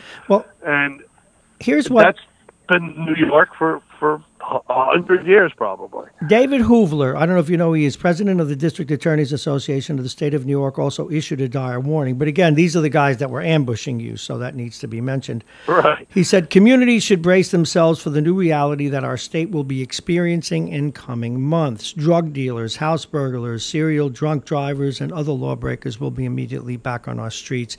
Is that an exaggeration, though? I think it is, because most of the people get out anyway. The only time they keep you in jail is if, number one, you're sentenced or you can't make bail, right? So if somebody is wealthy and they can make bail, they're out on the street. Yeah. Okay, this is pre-trial incarceration we're talking about here. Yes, we're not talking about Understood. once you're convicted and you go to state prison. That's different. Right. Okay, this is all pre-trial. So I think that's an exaggeration. I know law enforcement is up in arms about this. They had a meeting recently in the DA's office with different police departments, but they're going to have to comply. It's state law. They're going to have to comply, and we'll see what happens. Got one more issue for you, Mike Duffy. You're listening to Radio Westchester. This is Mornings with Bob Marrone. I am Bob Marrone as we pass through 840. It is 50 degrees on its way to not much more, maybe 52 or so. We're talking with defense attorney Mike Duffy. Michael, a story came out, I guess it was in yesterday's papers, one of the papers, about the correctional officers up in Valhalla at the jail will be getting, I guess, cams of their own. Now, something I've always wondered about, do you as a defense attorney, you've got someone in jail, okay, pending crime, and they're treated horribly, or maybe they've been roughed up or whatever, how much, I mean, nobody cares about people who go to jail, but defense attorneys must. How much do you have to worry about your client once they're in jail, and do you ever get complaints about how they're treated? Oh, great question, Bob. I'll tell you why, because I have the utmost respect for the Westchester County Department of Corrections, and that's not being a suck-up. I mean, my clients, I've never had a client, ever, thousands of clients, I've never had one complain about the conditions at the jail. Now, I know people have. I haven't had one. I've had incidents where clients have been roughed up and beat up, but that's by other inmates, and the correction officers can stop it in time. That is not, that happens, and so then they have to address that. But no, I don't see that with at least Westchester County. I mean, Rikers is a different issue, maybe. I don't get that many clients that end up in Rikers. Mm-hmm. State prison, I would say, is akin to Westchester County, a very professional workforce. Look, these guys want to go to work. These guys and girls want to go to work every day, and they want to do their job, and they want to go home safe. So they're not looking to antagonize of course. the defendants, people. It's not like I saw a movie the other day, a film noir with James Cagney, and there was some kind of breakout in the 1930s prison, and the prison guards, they're whacking everybody in the head. It's not like that. Says the copper. Yeah. 842. Mike Duffy, our guest. Everybody's favorite movie. Well, my clients would tell me, Bob. They would tell me. Well, I would hope so. Listen, you got to get me out of there. This is happening. That's happening. Because you know what? No. You know, one of my big bugaboos, and there's a guy who's been a cop, an investigator, and a defense attorney. I'm always arguing with people. You know, how you feel shouldn't have any bearing on the law. For example, even Jeffrey Dahmer. Now, it's hard not to be glad that he was killed in prison, but that's not what our law and our flag says. Whatever the case may be in the state that he got tried, it says life in prison. And as much as you might, as a human being, celebrate his death, that is a failure in our criminal justice system when someone's killed in prison. It's not, where someone would say, good, I hope you get raped while you're in there. Well, I don't see anywhere in the statute it says that getting raped is part of the punishment. It must be hard for you as an attorney when you see people's emotions get in the way of what the law says. Well, emotions are part of an attorney's day-to-day, the aspects day-to-day living for an attorney, too, because, look, clients, sometimes they're really in a sorry shape. Sometimes they're hurt. Sometimes the matter is more like a white-collar thing. And, there's different aspects, of course, of crime. But you do feel it, and the inmates feel it. But you know what, Bob? We do, like you say, you have to go back to the law. What is the law? Mm-hmm. And with this discovery law, for years, it was not helpful to people who were incarcerated and the new bail laws, right? But we all had to obey the law. I couldn't get what I wanted to from my client, discovery-wise, but that was the law. That's the way it is. And now I'm going to get it. And you know what? Now law enforcement has to follow the law. We all have to follow the law. We can't just say, well, I don't like it, I'm not going to do it, which seems to be going on in the city. They don't want to pay subway fares now, and they just figure jump the Turnstiles and AOC says, well, that's good because 275 is too much. So, well, too bad. AOC should just shut up, because you know what? What I just wish people were more activist in this way, and I think that law-abiding citizens take too much on the chin. If they're going to look the other way at fare beaters, then I don't want to pay a fare either. And then what the whole city needs to do one day is have a fare strike. But again, the city doesn't get it. I mean, they elected de Blasio, so. Look, jail is a deterrence, Bob. And with this new statute, fare beating is not going to be a jailable offense. So you're going to be everybody. Look, maybe they took this protest on the other day knowing that in the future this is going to happen. I don't know. But if they did it come January 1st, January 2nd, they're all going to get appearance tickets. And then what's going to prevent them from doing it again? I think that's the fear of law enforcement and the DA's office as far as what's going to happen in the future. But it's going to be the law January 1st, and it remains to be seen what's going to happen. It's going to be very interesting. Well, I want to thank you for spending some extra time with us today. There were so many issues. Did you go vote yet? I had to go back and vote now because I had to talk to Bob Marrone. I can't neglect that. So. Oh, well, geez, that's awfully important, Capo. I couldn't help it. You mentioned James, you dirty rat. All right, listen, Mike Duffy, obviously you could find him. He's a very fine defense attorney. As you see, he knows both sides of it. You can't do better than that. And a good guy, but don't ask him to show you how he does an interrogation, because you will confess to things you didn't even remember. Yeah. And don't ask me to run for office, because I've learned my lesson on that. Oh, yes, that's right. He ran for office once, and he also bet on the Titanic making it to New York. So, hey, listen, thank you very much, Mike Duffy. Always a pleasure. Thanks, Take care. Bye-bye. Mike Duffy. Folks, it doesn't pay to pick on people who are easy. You got to pick on people who could strangle you in a minute. All right, in 1 minute, we are going to get the true confessions from the man himself. Jake Schaefer's in the house. He's going to gloat. Try not to feel too bad about it. We'll be right back. Quick break here. This is Radio Westchester. After Jake, when we go to the 9 o'clock hour, Jack Breslin will be in the house. We'll be talking elections. We'll be talking impeachment and how it gets covered by the press. We'll also talk about, believe it or not, News 12. Yesterday, News 12 joined Verizon. So that those of you who lost Fios One, you're still going to get some local TV news, and we always applaud getting more news. It is Election Day. Get out and vote. It's Tuesday, November 5th, 2019. And it's 50 degrees, headed about 52 today, mixture of sun and clouds today, getting up to about 52 or 3 is about all she wrote. Tonight, cloudy. Tomorrow, more clouds. Tomorrow night's going to get cold. And by the time we get to Friday, yes, it's going to be very, very chilly.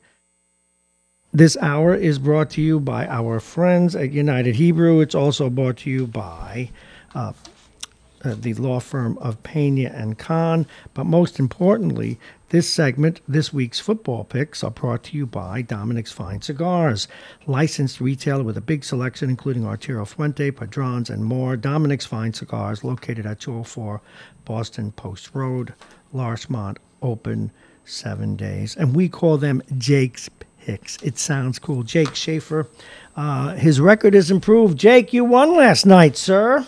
Ended the week on a high note. What was your final record?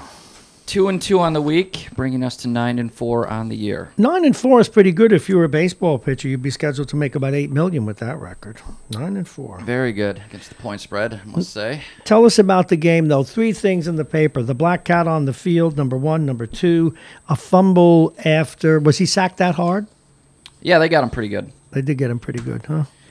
Going in for a meaningless score. The only people that cared were the people in Vegas. They were down by 12. Down by 12 with under a minute to go. Of course, I was watching to see if they were going to score a touchdown to come within the 7, and the people that had the under must have felt somewhat comfortable. They were just dinking and dunking down the field, but the Cowboys pressured Jones, sacked him, got the ball loose, and went in for a touchdown to push the total points to the over. another look at the play, it looks like his hand was moving forward, so it shouldn't have been a fumble. And it should have been an incomplete. It should have been an incomplete pass, and the people that had the under total really got a good hosing. Well, but that's a part of it. It's it's almost like looking. Oh, boy, there's a cop. Well, don't worry. If you get a ticket, just give it to me. But it's like when you spin the wheel and the little thing gets stuck. I mean, it is what it is. You gotta manage these things on the bottom line, don't you? Yes. So that wraps up Week 9 and gets us set for next week's Stupid Bowl. Oh, the Jets versus the Giants. Versus the Giants. The Giants early 2-point favorites. They're the road team. I don't know how you can call one of the teams a road team, but I guess the Jets. Oh, they're both playing season at home, tickets. so. Season ticket holders get the tickets to that one. But who's going to go to that game? You know what? A lot of people go to the Giants-Jets game. That's all, neighborhood pride and stuff like that. Looking at that game last night, what are the big problems for the Giants? I mean, they're going to let this kid play. He'll learn. I mean, they could probably do a little better if they brought Eli in, but for the sake of winning one more game, and this kid's not going to learn. So Eli's... Yeah, he's getting experience, but you just don't hope that he gets beat up too badly to put a permanent, do permanent damage on him. I mean, lose confidence. Yeah, he's getting hit pretty good. But a lot of people like him. I'm not that impressed, but a lot of people see. Okay, you follow the game. Why aren't you impressed? He's a turnover machine. He's makes a lot of bad decisions, but again, I like the Jets quarterback better, but he has totally regressed. They need to either get him off the field or get him a new coach. I think both of these New York quarterbacks are in big trouble of kind of total regression. It's that hard of a job, isn't it? They showed a lot of promise, and I thought the Jets quarterback was going to be great, but now I'm not sure. Well, isn't it an axiom that your offense has to be set up around the skills of the quarterback? You got to protect him, and the Jets, but also the Giants, routes that you run have to be suitable to his game. And whenever I watch the little bit I watch of the Giants, it doesn't seem a lot of busted plays. And is that because of the line? No time, really. It was an interesting. The Cowboys really have it right. 31% of the Cowboys' salary cap is spent on their offensive line, and that's telling. That's kind of a smart way to go about things. Build from there, and I don't think the Cowboys quarterback is that great, but they've got him a good line, and they've got him a good running back, and there you go. What's the skill set for a lineman? Well, you got to be big. You've got to be agile. You've got to be smart. I think smart is really, a lot of people don't realize how smart these guys are, what the difference between run blocking and pass blocking is.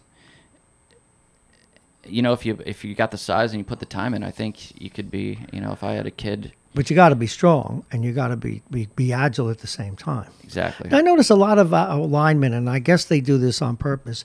You'll see linemen that actually have a pop belly. I mean, a little bit of flab. Is that because they want the weight? Yeah, of course. You don't want anything to plug the holes on that on the line. Really, and that doesn't affect their health later in life to be deliberately fat. I think you hear every snap is like a car crash, is like a 25-mile-an-hour car crash. Every time they're colliding with the defensive line. Good grief. 25-mile-an-hour car crash. Oh, my goodness. That's rough. We see that in hockey, too. So, are you looking at any games this week? What do you think is going to be the spread of the... Do you think it'll be a pick'em affair? The Giants open up as 2-point favorites. I will pick that game on Friday. I do not know which way I'm going to go. I'm going to wait for the point spread to move a bit. Check out the police blotter. Okay. The police blotter. I didn't get that right away, so you have to forgive me. Couple interesting games coming up. The Monday night game will be good. 49ers Seahawks in San Francisco. And the Sunday night game, the Cowboys-Vikings in Dallas, will be interesting as well. But I'll have 4 picks ready for you at the end of the week. Don't you worry, Dominic's. You will have 4 picks ready for me. Dominic's Fine Cigars. Dominic's Fine Cigars. Okay, you know what we're going to do right now? We're going to try and reach out to a guy who hawks the polls on Election Day. Did you go out and vote today? Of course I did. Did you? Not yet. I'm going to do it after. Can you make predictions? Are you allowed to make predictions? I'm allowed. I'm the GM. No, I'm not going to do it because I want people, unless they want to see my failure. Who's going to win in Mount Vernon? That's whatever. That's I all think anyone talks I think about. Sean Patterson Howard is. Yeah, is that going to be? Is it going to be close, or is that? I think it's going to be closer than people think because I think that Mr. Wallace has spent his money wisely. He has name recognition because he's been around for a while and he's the acting mayor. But so many people just vote the party line A, B. She is the newest of them in a city, although she was a planning commissioner once, in a city that needs a new broom like nobody's business. So I think she wins, but I think that Mr. Wallace is going to do better than people think. Will those results be official by tonight? I think they will be by the end of tonight. It won't be that close. I think Mayor Noam Bramson's going to win here in New Rochelle. I think that's going to be a little closer than people think. I think it's going to be closer to 65, 55-45 or 60 or maybe 60-40, as Bob Cox said. But I think that the one I just have no feel for, even though it's where I vote, is Martha Lopez versus Lou Trangucci. Lou's a long-time incumbent, great name recognition, had a really good reputation for a long time. And it's not that his reputation got worse, but he sort of got old and stale. He's faded a little bit from. He used to be in the front of a lot of issues, and he took some negative press. The other woman is a young upstart. When I say young to politics. But she is a Latino in a Latino neighborhood who has a great story about assimilating. But I have no idea who's going to win that race. And the other race bothers me because, and I'm going to be very frank, and I haven't really editorialized about it. But Sarah Kay is the Democrat, and Sarah Langlois is the Republican. Both well-educated, very bright women. And in the case of Langlois, she seems to care. She was concerned about the schools. I don't think she's well-versed in the issues, but she will come out to play. When I say come out to play, but Sarah Kay, clearly, since she became even in the mix a whole year ago, I've been unable to get her to come on the radio and talk about her candidacy. And if it's me, if I lived in that district, she would lose my vote because of it. But that's not how it's going to go. And again, she's a fine woman. I know her from the city. Smart woman, well-educated, bright. But you ought to want to play. And the concern I have, and it's not going to affect the mayor's race, so I'll say it, is like most mayors, the mayor, I'm sure, wants compliant people.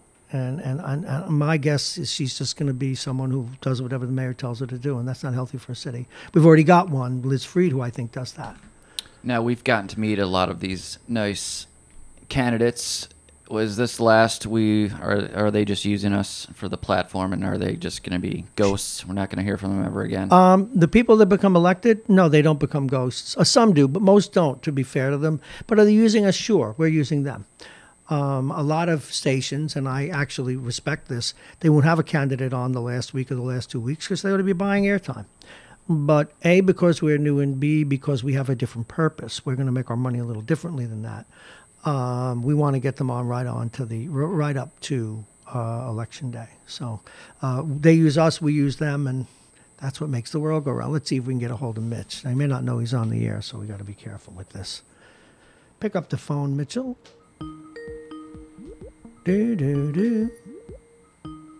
Oh, I think I dialed a bad number here. This thing adds the one for you. Did you know that? No, I did not. Seton Hall tips off the college basketball season tonight. Home against Wagner. Okay.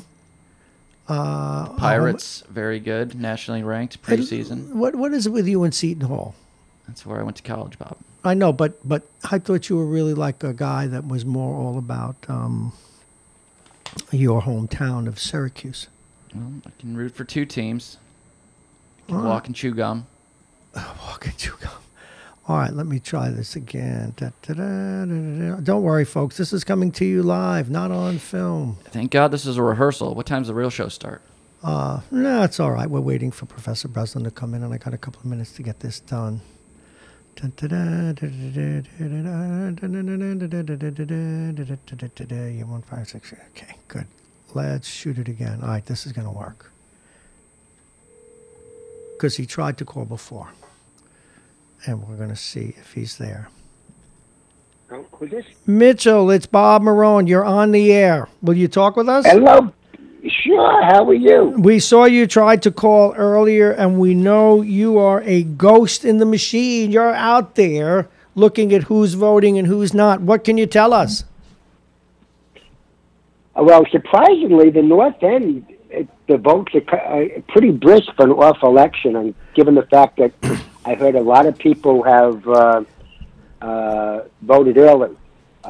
Percentage-wise, I think Democrats here in Rochelle and Eastchester are outvoting Republicans by over 60-40.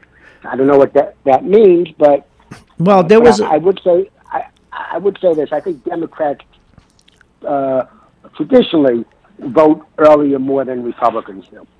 Well, one of the things that was in the paper today, we don't know if you saw it, is that this year over year, there are now 16,000 more Democrats in the county than Republicans year over year. So that may affect it as well. And the Trump effect is still very powerful out there. The race that confounds me, and you may have heard me talking about it, is the two Sarahs, Sarah Kay versus Sarah Langlois. Sarah Kay just never came out to play for the whole year she was a candidate, so we have no idea what she stands for or why.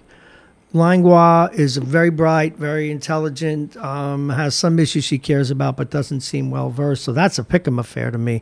It's probably not registration-wise. Sarah Kay is going to win and just be another vote for the mayor, I suspect. Sarah Kay is a very bright... I know, I said that. Independent attorney who actually won't be just another vote for Nome. As I've joked, she may give Nome a few more gray hairs, as I think Udira will, too. Well, I think Udira is already going to give the mayor some gray hairs because she keeps weighing in on issues at the school system, and there's supposed to be a wall between the two. So Udira is her own person. But you know what? I think traditionally that is true. I think this issue has changed that slightly. Bobby Patel has weighed in quite a bit on the situation. And remember, Udira still has weighed in. She hasn't been officially elected yet. So I do know that, and it may change after that. Hey, can I share something that's rich with you? When I say rich, it's just an interesting paradox. I could always use something rich. I don't mean rich as in money, but the lawyer who's leading up, quote unquote, the collective, which is made up of the everyone who's in the far left here in New Rochelle, is headed up by a Trumpite. I think that's really cool. Also, a former council member who lost to Nome 80-20. Yeah, it's the just biggest blowout. And no one still knows where he lives, by the way. But go ahead. And here's the interesting thing about this. I am told that this lady went rogue. She does not speak for the collective. There are many people in that group who were not happy. Which lady? The lady who filed the lawsuit. Oh, okay. Well, the lawsuit's out there now. Yes, but it's under her name. It's not the members. Many members of the collective were not happy that she did that. She did not go to anybody to get a vote, to get a consensus, to see what anybody else did. Hey, doesn't she just did it? I'm sorry. Go ahead, Mitchell. No, go ahead, Mitchell. I'm sorry. So I'm not sure that is universally endorsed. Doesn't the collective sound like something out of a 60s radio program on WABI? We're here to talk about the collective to rile against the super agency of the government and their fascist ways. I got to tell you, as an old Get Smart fan, yes, I would have preferred chaos. Oh yeah, but it just has that ring to it. I keep waiting for them to start screaming about someone who shot a cop because he did it for the good of the people. Well, listen, I think there's a lot of good people, and I'm sure there are. I'm just having fun. I disagree with them, but there's a lot of good, honorable people there. I've heard that. I know that, and hopefully they'll come out to play. As I said on the air the other day with some of the things they're concerned about, I have, as you know, I am pretty flexible. I can be talked into just about anything that's reasonable, but you got to talk. You got to come out to play. And, well, look, I think look, and as far as Dr. Fayho, from what I'm hearing, her first couple of days have gone well. She's meeting with a lot of people. I understand she's meeting with some people from the collective who still disagree with a lawsuit, but well, good for them. Good for them that they're meeting. But are willing to meet with her. Well, after 15 years on the air, she's the most impressive educator I ever spoke with, and I'll leave it at that. And fair-minded. The one thing that impresses me is that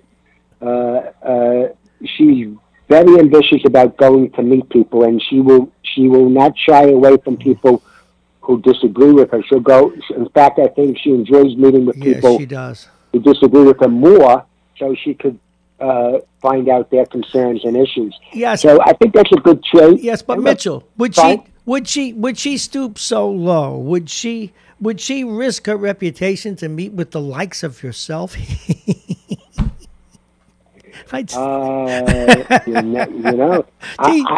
Listen. It's good to hear your voice, man. It's good to hear your voice. Listen, I can't speak for Dr. Fayho, but I wouldn't want to meet with myself. Oh, rumor has it that you meet with yourself often. I try not to, Bob. I try not to. Before you go, do you want to handicap the races? I would say Noam's probably going to get between 57 and 60%. Yes. District 1 is a pick'em affair, no? Sarah Kay, I think, is going to win easily. Uh-huh. And Damon Moore, from what I could see, I got my thing, I think he's okay. But I don't want to make, He came in the other day. He held up his lawn sign right in the window here at the radio station, so we put him up here. I got to tell you, as far as energy, the guy is like an ever-ready bunny. He just keeps going. And I was a little disappointed with his opponent because I got to tell you, the person who had the position before, I just forgot, Sheila Marcotte. Yes. Sheila and I disagreed on a lot of things, but I had a great deal of respect. Yeah, me too. Energy that she had in campaigning. She was a tough campaigner, and she did not give up. So this guy's probably about 25 years younger than her, but I think has half the energy as her. So that's a good thing from my side. As far as District 1, I agree with you. I think it's a toss-up. Luis is trying to get write-in votes. I think if he siphons off enough votes, that could be trouble. I don't think he'll get many. Well, in a close race, if he gets 25, that could be the difference. Wow. So, but I think it's going to be close. Lou is well known and well liked. Yep. But I think Martha is probably the most energetic, organized opponent he's ever faced. So let's see what happens. You know a little bit more about the inner workings than the rest of us, and given your life in politics. One would think that Martha should have been cutting a deal with this guy Zapata somehow to include him, so to preempt that. So she did not do that at her own risk, unless this guy's dead. Well, in fairness to Martha, I think people reached out to Luis. He felt he should have had the nomination. There's in Louis Show's type of politics, there's really nothing that she could offer him to step down. But there are always issues. There are always issues. I'm not. You're right. I guess. But I think issue wise, I think she carries that water already. So I don't think there's anything that he represents that Martha isn't already pushing for. But yourself. People, what are people's needs? Is it ego? If it's ego, have him come out on the stump with you. Have him be your Spanish speaking, whatever. Look, he's a very proud guy. He's a very nice guy. I think he felt that he should have got the nomination. And I think you just got to let him, I don't think there was anything you could do. You just have to give him the opportunity to try to see what he could do on election day. And sometimes that's all you could do. And I don't think there's any, I think Martha tried. I think other people tried. I don't think there was anything that was agreeable to him. So look, we'll see what happens. Again, he's a really nice guy. So, I hope afterwards he's okay with everything. Well, listen, I know you get out to the polls, and I knew you would have something to say to us. Thank you very, very much, Mitch. It's good to hear from you, and we'll be on the air for another bit. So if something else comes up, you feel free to give us a call. I'll let you know. Take care. Okay, thank you very much. And we think the good doctor's been trying to call us, so we're going to get back to him. Folks, this is coming to you live, not on film. And again, eventually we're going to have somebody else doing this as we get this whole thing cracking here at Radio Westchester, but we're doing it step by step. Or as they say over in that dream place in New Jersey, we're opening this up in chapters. 6, Let's see who is trying to call us, and we'll call them back. They don't know that we have the means to get a hold of them. Yes, let's try this. Let's see how it's going. This could be Dr. Breslin. The phone is ringing, and we'll be very careful in how we handle this. See, this is Radio Westchester. We are live. And we are calling back a caller. Only because we think it may be our guest who didn't come in person. So.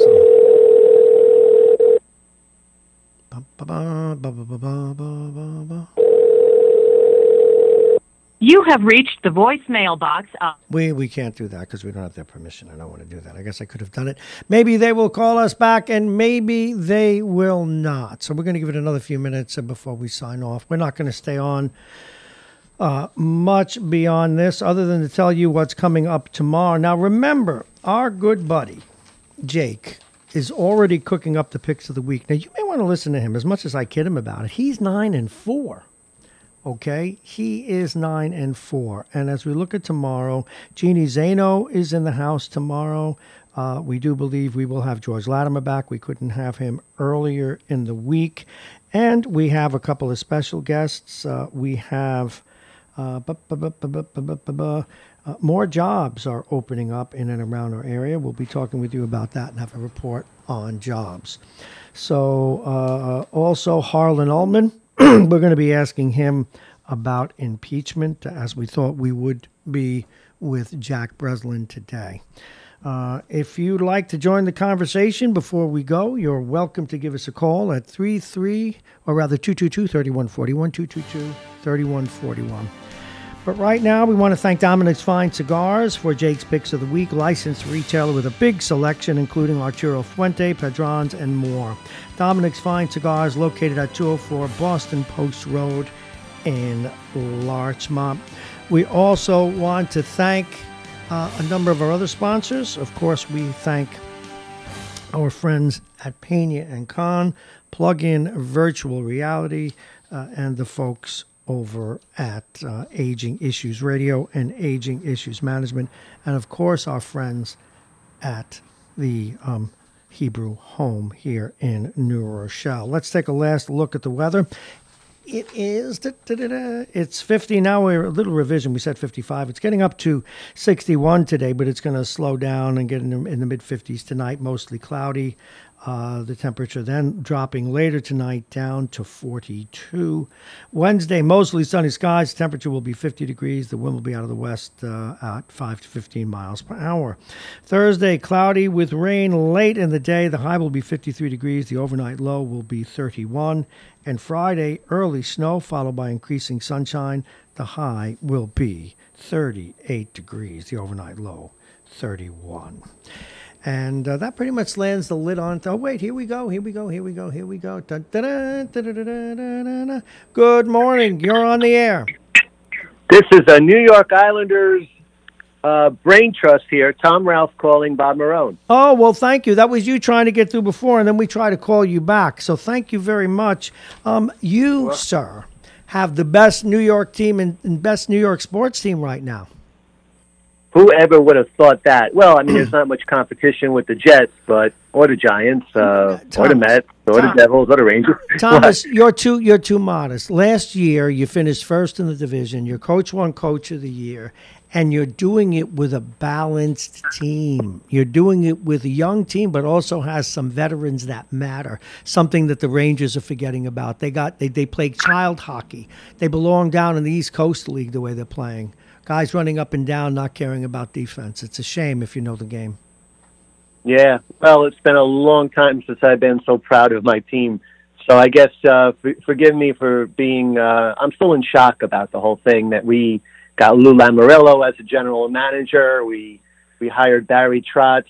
Well, I don't know what Washington was thinking, but, Bob, they haven't taken any step backwards. They won the division last year, and they're off to a fast start again this year. So is that the system he put in place is still hanging tight?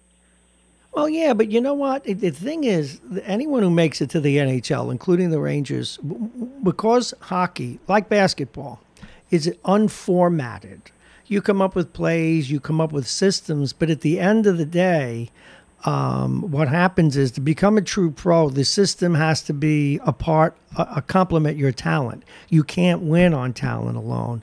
And one thing about hockey and basketball, it's one of the things that drove me away from the game for a while, basketball, is that in the lower you go, as you descend in the ranks, talent means a lot more. But as you get up to the major league level, your talent simply qualifies you to make it. But, it's not like first base is first base in baseball. Second base is second base. Outfield's outfield. But in hockey, if you're an idiot who doesn't know how to pick up a check, if you don't know how to do something we call close the gap between an attacker and yourself, or put back pressure on as a forward, if you don't do those things and win the battles along the board, you can have the talent of the almighty and still lose. And when you play for a guy like Barry Trotz, you have to do those things. And I know it's inside baseball, but it drives me nuts as a guy who's coached a lot. It drives me nuts. The Rangers have a bunch of young kids who want to carry the puck, and it looks great. It's like watching horses let out of a barn, but you can't win. Yeah. You know what drives me crazy about the game we love is, why do they permit cross-checking? It's all over the rink, in front of the goal, on power plays, who's slashing a guy in the back of the foot, who's cross-checking him in to retaliate. After a goal, you get wiped out half of the time, and they don't call a penalty. Why do they permit that? Okay, it used to be much worse, to be honest with you. The reason you see stuff that are cross-checks is you hold the stick with two hands. While it shouldn't be, it should be called more. It's one of the areas they've decided not to crack down on.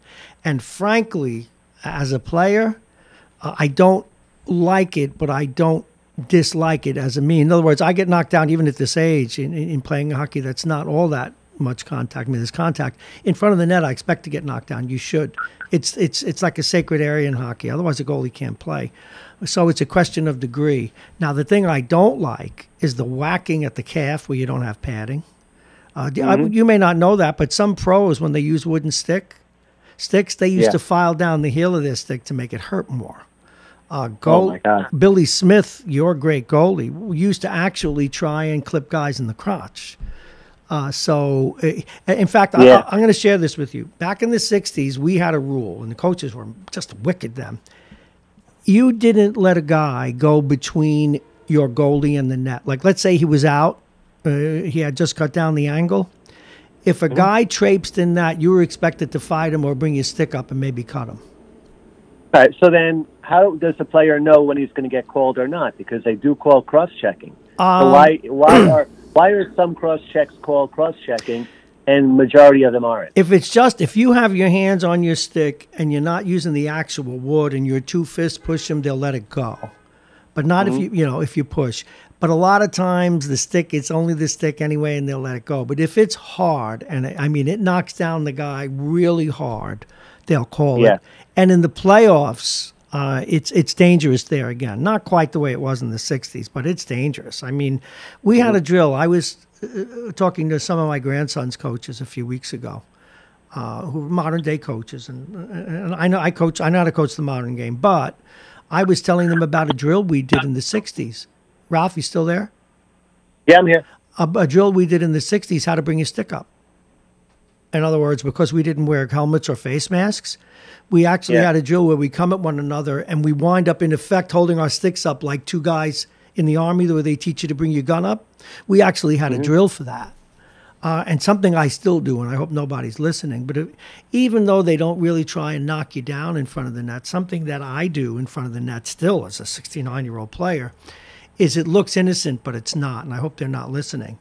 If I'm the worst place to be, you see, when you're up rubbing against a guy and pushing, it's not that bad. It's when you're standing there and nobody's around you, you realize that the guy that's far away, he's coming for you, and you're going to get tattooed. So what I do, usually you want to have your stick down. If I know my guy doesn't have control of the puck yet, I'll lift it up innocently, but my blade is actually pointing at the guy's stomach. So if he runs me, he's going to feel it. And that's just to protect myself. But but that's part of the game. The front of the net should be a dangerous place. It's just a question of degrees. I know I'm making excuses for it, but it's the one place they still let you play a little off. Not rough enough. I mean, I can't believe now the way NHL is whacking the puck 5 times and nobody knocks them down. And this isn't one of those in my day, but in the 60s and 70s, if you did that, you feared for your life. I mean, there was a team called the Nationals that played a lot of guys, major, great players. It was a Shannon family.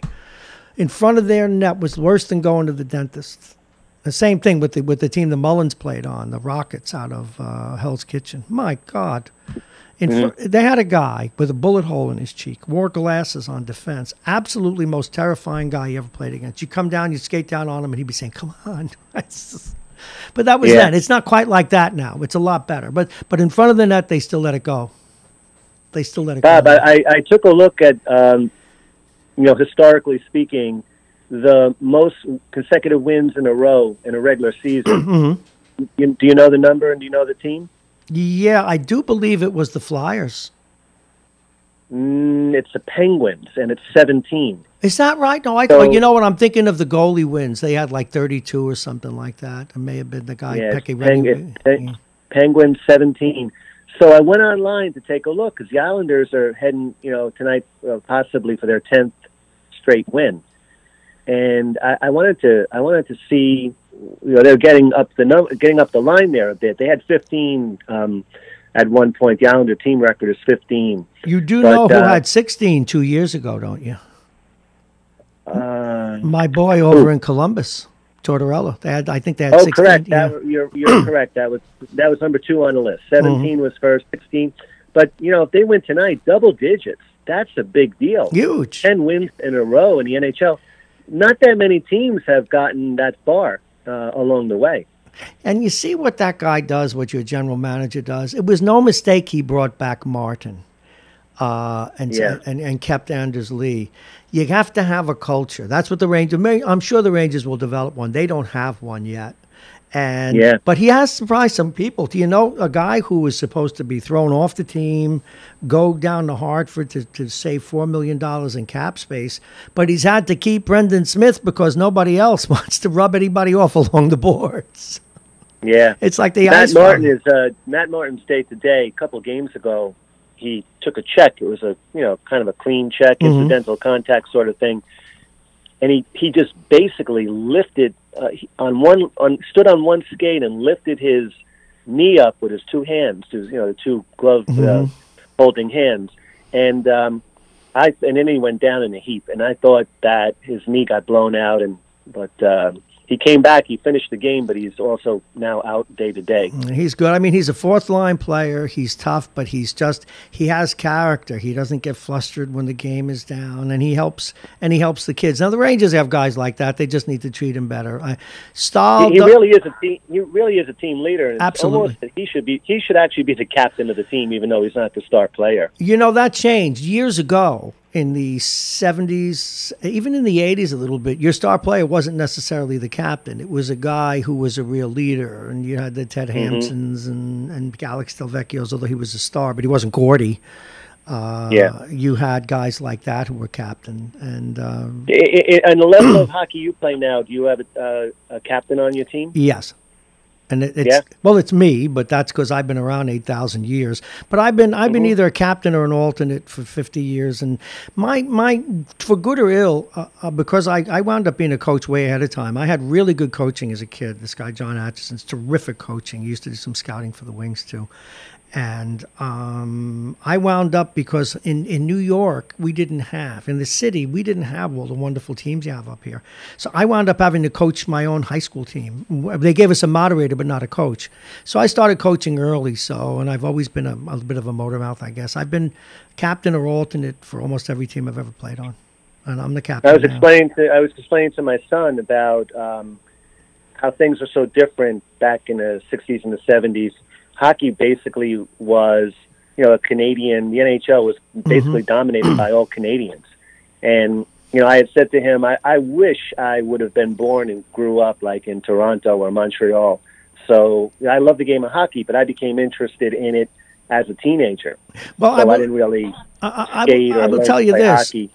It's coming to a theater near you. Simple demographics and the love of the sport. I think it's going to take another 30 years, but probably there'll be more Americans in the NHL than Canadians at some point in time, only because of the numbers of people we have.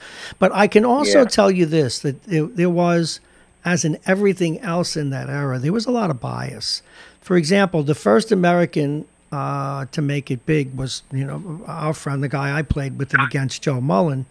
Joe wasn't even drafted. Now, he played ice, they played roller. Now, he had members, his brother, his older brother, who was he's a New Yorker, he can't make it, was better than Joe. Joey made the Hall of Fame, was better, he could do everything. But was he drafted? No. Was he even considered? No. He was one of the greatest roller hockey players in the world, probably. No. But Joey was playing roller hockey in the High School of Printing in Manhattan. And Emil Francis, the GM, walked by one day and he looked at these kids playing and he said, and that's when they formed the old Met League. Gee, these kids are good, but they're on roller skates. So Joey went to ice. But Joey wasn't drafted. But when Emil Francis went to St. Louis, he signed him anyway to give him a shot. We don't have any Americans. It was just Tommy Williams at the time, played for Boston, extraordinary player. And so, but New Yorkers, forget it. We don't even have ice. We had 2 rinks in the whole place. We had one at Abe Stark in Brooklyn and another one, a Sky Rink in Manhattan. That's all we had. So anyway, Joey goes down to Salt Lake and was the first player, and I think still is the only player ever to get 20 goals in the majors and minors in the same year. So he gets 20 goals, so they call him up, never went back.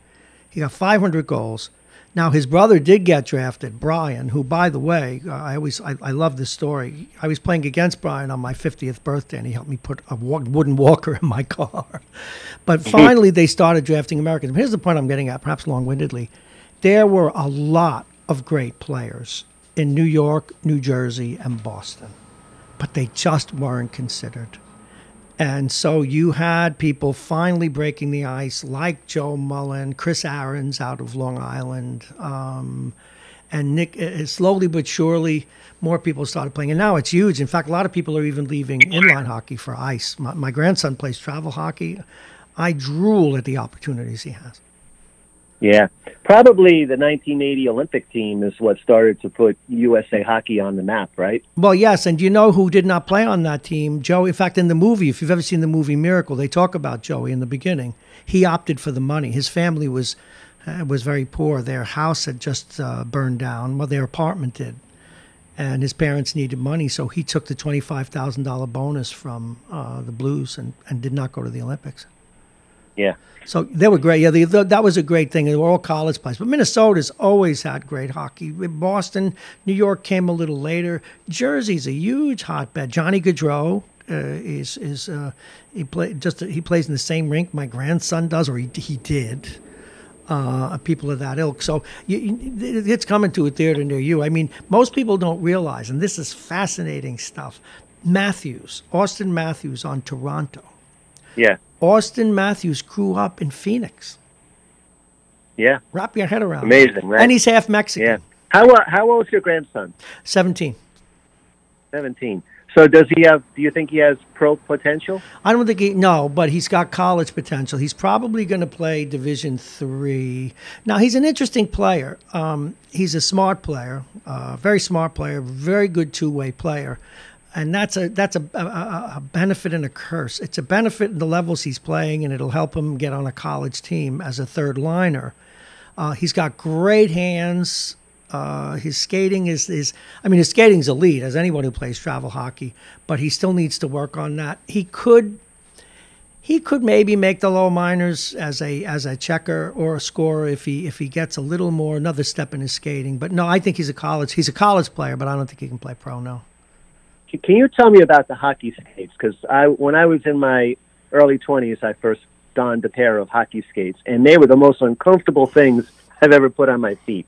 Have they gotten more comfortable now? Not only have they gotten more comfortable, they bake them to your foot now. In other words, you pick out the skate, and then they put it on your foot, and then they bake the skate, and it forms to your foot. Oh, they're very comfortable. Shockingly so. They're made really well. How long would a pair of ice skates last the professional player? Take a John Tavares or Sidney Crosby. It takes the player. Everybody's different. It's like hockey sticks. Some guys use the same pair all year and they're falling apart. Other guys change skates once every 3 months.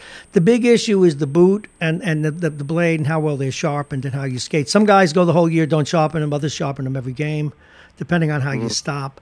But you can do a whole season with them, but it'd be tough because they really get floppy and soggy. But in the majors, good God, they air condition everything. They even heat your gloves between periods. They dry them out. You know. Have you ever? By the way, if you have any children that play hockey, the stuff smells like death. Ugh. Yeah. I know. I've been in hockey rinks and in locker rooms. It's. I agree. Oh, you get used to it. I get used to it. But yeah, if I don't air my stuff out after a game, when I do wicked stuff with it, like what I used to do. My daughter, when she was in grad school, she was home for grad school. And on Friday night, I would come home after a game. And she'd be on the couch with her. She's a microbiologist with her lab books, on her chest, half asleep. I take the soaking wet undershirt. And I'd flip it on her face, and it'd stick like cellophane, plap, and she'd scream. I'm not got her to go upstairs to bed anyway. So, but skates are interesting. Skates and hockey sticks. We kid women when they shop for dresses. You want to see a hockey player shop for a stick or skates. Could take hours. Yeah. Hours. Just. I notice the sticks are not breaking as often as they were 3 or 4 years ago. I'm glad you said that because they're very expensive. Yes. Are they now manufacturing them so that they're still light and flexible but not as breakable? I'm going to tell you. John Tavares would break 2 sticks a night. Yeah, centers break a lot. Yes. That's very observant. Yes. Now, and we're talking now just 2 or 3 years. Now, the sticks, I hope you're ready for this. A really good stick costs about $300, and you don't want to break it. Yeah. What they do is they guarantee them for 30 days, though. So if you break it, you can ship it, and they send it back. But they're never the same. Yes, they are making. It's like a driver in golf. I mean, the new comes out, it's $500-600. Yeah, well, the thing is they have a little more flex and they break less because I play center and I have what's called a hard draw. I pull back very hard the way I do it, and I used to break a lot of sticks that way. I haven't broken a stick in a year, maybe a year and a half. So how long do you think you'll continue to play?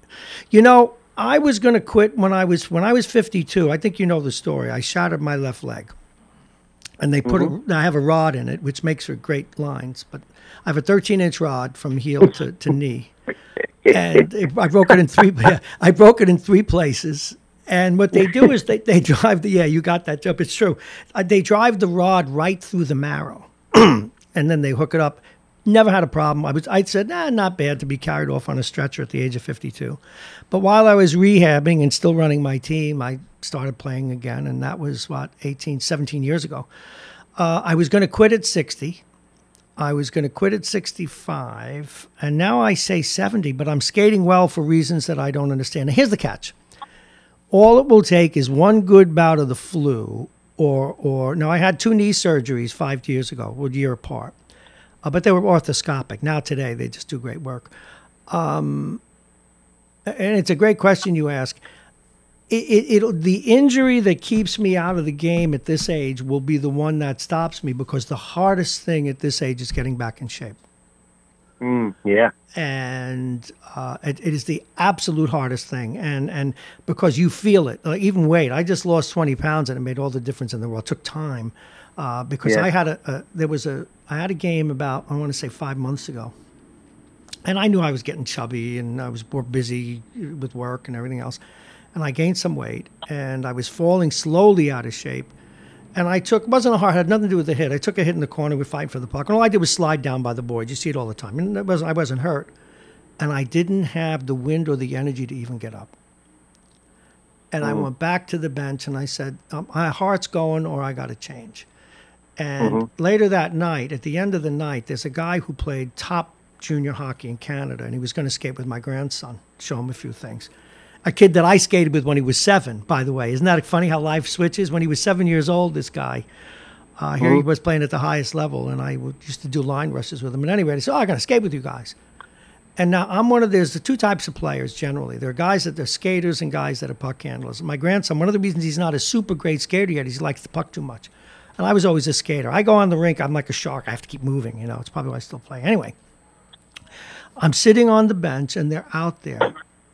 This kid that I skated with when I was 7 and my grandson when he was 7.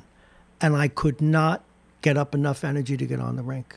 And that's never happened. I've been skating with my grandson for years. And I just said, I got to go in the locker room. I can't do it. And you got to understand the mentality of a hockey player. I was shocked that I couldn't do it. And so I went to the doctor, and a lot of the weight that I was carrying was up high. It presses on your diaphragm. So I lost 20 pounds. So now I'm skating really well. And so I don't know. I still say 70. I still say I'll be 70 in March. But then this team in Oregon has offered, they want me to play with them in the over 50s next year. And great bunch of guys. And I see them every year in the Nationals. And I said, I may just come back for one more national thing before. Well, the good thing is you don't have to decide until the time has come.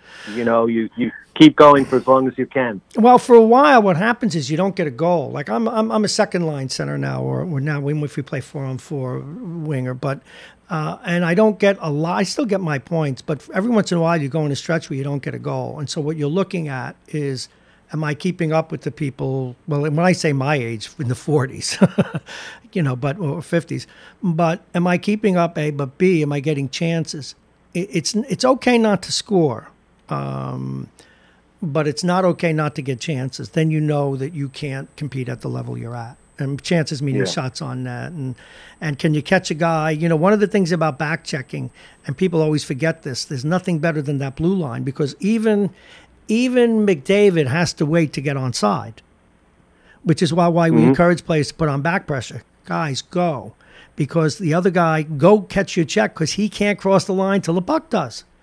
So it's a great equalizer. So if you can't do that and you can't get chances, you're done. Right. You're not there. You're not there yet. No, not quite. For a while there, I thought I was, but after I lost the weight, I've been doing much better. So we'll see.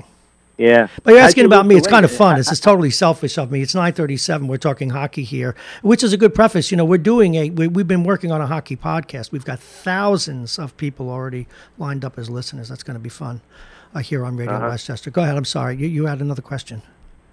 I'll talk hockey all day. Yeah, no. This is more of a health and fitness question. So you lost 20 pounds. Yes. How did you do that? Well, poor Jake. Change your diet? What did you do? I had to change my diet a lot. I've always had enough exercise. I avoid most breads, although pasta I will still have once every couple of weeks. But I have a couple of hard-boiled eggs in the morning. I eat a banana closer to lunch. For lunch, I eat something very light, just protein. And I have a normal dinner, and I've been losing the weight slowly and just changed my habit. But the biggest thing is I don't eat ice cream, I don't eat sweets, and I have very little bread, except if I'm going out to dinner and then I pig out. So I'm down to I still want to lose another 10, by the way. I sort of plateaued now, but I feel 10 times better. And then I have sleep apnea. I have to be sure I use my CPAP, or that catches up with me as well. A friend of mine was speaking with me about something he saw on Netflix, about becoming a vegan. How some of these athletes have begun to do it, and how they find themselves now with a lot more energy and they're performing at a higher level because they've cut out foods that are that slow you down. Well, you know what? They cut out fats, but they didn't cut out protein. If they cut out protein, we'd beat them like a rented mule because you can't cut it. You can't cut out protein. So in a little bit, that's kind of a canard, because tell me you're not eating protein and then I'll be impressed. You can be a vegan, there's no problem with that, but you got to have protein. And so what you'll see is that guy that's the vegan, he or she, they may have a jar of that protein that you pick up at the health food store and it's made from beans or what. That's fine. You know, and I eat a lot less red meat than I did, sure, and chicken and stuff, but you still need your protein. And especially after a game, you should have some protein because you got to build your muscle back up. Well, one of my tricks has always been, after a game, if I can, I soak in the tub. And it makes a huge difference in terms of feeling bad the next day. Mm-hmm. So yeah, it makes sense. So sort of like a slow massage, right? A water massage. Yeah, and it helps, and it soothes your muscles. And if you have any, like we all have, everybody in hockey's got bad shoulders, but in amateur hockey, because it's the one area you don't really exercise. You skate, so your legs are good, your wind is good. And even in a game where there's not a lot of hitting, you still bump into people, you bang into the boards. My shoulders are a mess. I'm one of those people that lift my shoulders. It sounds like I have screws in there and bolts and stuff. Yeah, they always hurt a little bit. And then I have a bad back, but I haven't had a bad back in hockey.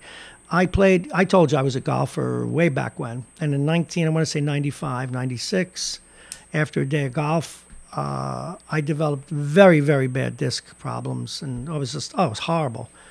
And so I didn't need surgery, a lot of rehab, long recovery, but hockey does not bother it. But golf, one round of golf, and I'll be in traction again. Yeah. Funny. Well, Bob, I've got to wrap it up. Well, thanks for the hockey. Thanks for the hockey call. Spend all this time talking with you, and you'll see tonight if the Islanders make it into double digits on the wins. I hope so. Hopefully they will. I guess they're playing Ottawa. Ottawa defeated the Rangers last night, correct? Yes, they did by a score of 6-2. All the young bunnies were running up and down like idiots. It was like a Central League game.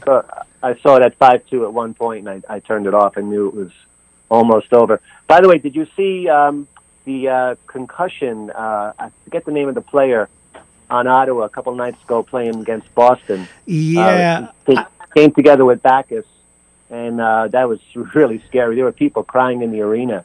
Well, there was Bacchus. Bacchus had to leave the game for a while. He was so upset. Now, Bacchus, for people who don't... Yeah. Do you know his background? See him walk down the tunnel. Do you know his background? He almost had to leave the game because of concussions. And in fact, he was thinking of retiring when he was traded to Boston from St. Louis after he got another one. So he's very sensitive to that. He'd never want to see a guy get a concussion. Did you see him? He was on his knees. Yeah, I did see that. And it was really... I was watching the Islander game, and I put it on because I've got... By the way, ESPN Plus, which is a subscription service for like $5 a month. You get a lot of games, not just hockey, but you get a lot of other games, college games, and, it's, if you're a sports junkie like I am, you got multiple devices going at the same time watching all these games that are going on. ESPN so I turned on the Boston game a couple nights ago, and by then he was already down, and there was silence. I looked at the screen. I said, "Nolan, look at this. Something must have happened over here." And then we saw the hit after that. Terrible with these concussions. Yeah, that was no one was trying to hurt anybody. It's just the way their heads bobbled. It was going to be a clean hit, and it's always a freak thing. I mean, what happened to my leg was, it was a fairly simple play. I was actually playing defense that night, and I was coming off on a change when I noticed a winger coming down my side. And sometimes you're looking at a change and you realize, oops, this is a bad change. I can't get off yet. So I stood there and I was looking which way he was going to break. And I wanted to just use my hand, on his inside shoulder, not the one by the boards, the one. And so to just twist him, he could squeeze by me to go wide, but I didn't want him cutting in. But somehow he did cut in and my left leg got stuck behind me. And it snapped like a tree.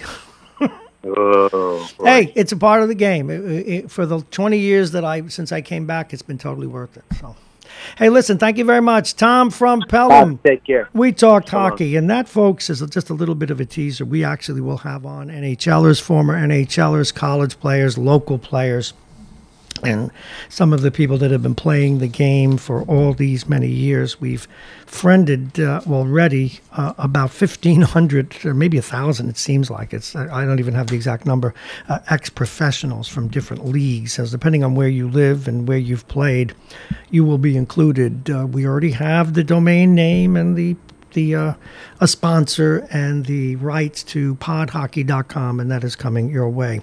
Right now, let's get a little bit of a reset before we send you on your way. I want to thank Jake for his picks of the week, and he's already studying, and also Dominic's Fine Cigars, licensed retailer with a big selection, including Arturo Fuente, Padrons, and more. Dominic's Fine Cigars, located at 204 Boston Post Road, Larchmont, open 7 days. I'd like to thank the people at Virtual Reality. You can come here. We'll share that experience with you. We'll take Virtual Reality out to your party, your wedding, whatever the case may be. We also want to thank Pena and Con, the law firm, and Aging Issues Radio, and of course, our friends at United Hebrew. Now, United Hebrew is a top-rated campus of senior care. Visit uhgc.com. And finally, a last report of the weather. The weather is brought to you exclusively by United Hebrew of New Rochelle, voted one of America's best rehabilitation and senior care campuses, and it's right here in New Rochelle. Visit uhgc.com. And it is, it's already 55, on its way to 61 now. They've changed these numbers a bit. We have a mixture of sun and clouds, mostly cloudy today. Tonight, partly cloudy, 42. Tomorrow, mostly sunny skies. The temperatures will get up to 50. But Thursday, things begin to change. Cloudy with rain late in the day. The high will be 53. The overnight low will be 31 degrees. Friday's the day you got to worry about. Think of which car you use. Think of the galoshes that you wear. Friday, early snow, followed by increasing sunshine. The high will be 38 degrees. The overnight low, do not shoot the messenger, 26. It is election day, so please, it's election day, Tuesday, November 5th, 2019. Please go out and vote. Very quickly now. Very quickly, we promise. We're just going to go over the big races, only the big races. Number one, if you're here in New Rochelle, Noam Bramson, the mayor, is running against the challenger, Brendan Conroy. In District 1, that's the west end of New Rochelle, over in the numbers, 1st Street, 2nd Street, 4th Street, over in that area, Charles Street, the area around Union and Washington. You've got the incumbent, well-known incumbent, Lou Trangucci, running against the upstart, Martha Lopez. Luis Zapata is running a write-in race. We don't expect him to get many votes, but he could siphon votes away from Martha Lopez. And the race, we think, is the most important in the region because of all that has gone on there in the last few years in Mount Vernon. That race involves the current acting mayor sitting in. He adopted the job, or if you will, ascended to the job on Richard Thomas. The former mayor had to resign because of campaign finance issues, and his pleading guilty on those charges, misdemeanors, but nonetheless, it disqualified him from office. Mr. Andre Wallace got the job for a couple of weeks. There were two mayors then. Mayor Richard Thomas resigned. Wallace had the job, or so we thought. Lisa Copeland, who was the president of the city council, said it was her job. There were a couple of mayors, maybe even 3 in 1 week. But finally, the thing was resolved, and Andre Wallace became the mayor. Now, more interestingly, in the June Democratic primaries, the winner, and it was a field of 4, Andre Wallace, Richard Thomas, Sean Patterson Howard, and another gentleman, she won the primary. She has the support of the Democratic Party from the governor on down. So, to keep it short and simple, it's probably too late for that, Sean Patterson Howard, the Democratic nominee, former planning commissioner, current executive over at the YMCA in Yonkers, is running against Andre Wallace, the acting mayor, former city councilman, and city council president of 1 term. He's on the Republican line, but let's be fair, he's not a Republican. He's a Democrat, and they gave him the line to run. And lastly, maybe these weren't in order of importance, but we're going to flip back to New Rochelle. District 5, interesting race. Two very bright young women on the Democratic side. She's a lawyer, I believe, Sarah Kay. And on the Republican side, Sarah Langlois. You'll do well with either, probably. Get out and vote. The polls are open until 9 o'clock today. Jake, thank you. Now, Jake, before you go, do you have any? What are the games you're looking at? Because people can't wait for Friday. You can make them rich. You're 9-4. We can have Jake's picks become famous. Hopefully, I've made a few people rich already. Okay, and you haven't made me rich yet? Well, I'm here every week. I should have bet on the Giants. You should have been listening, paying attention. I mean, yeah, you're right about that.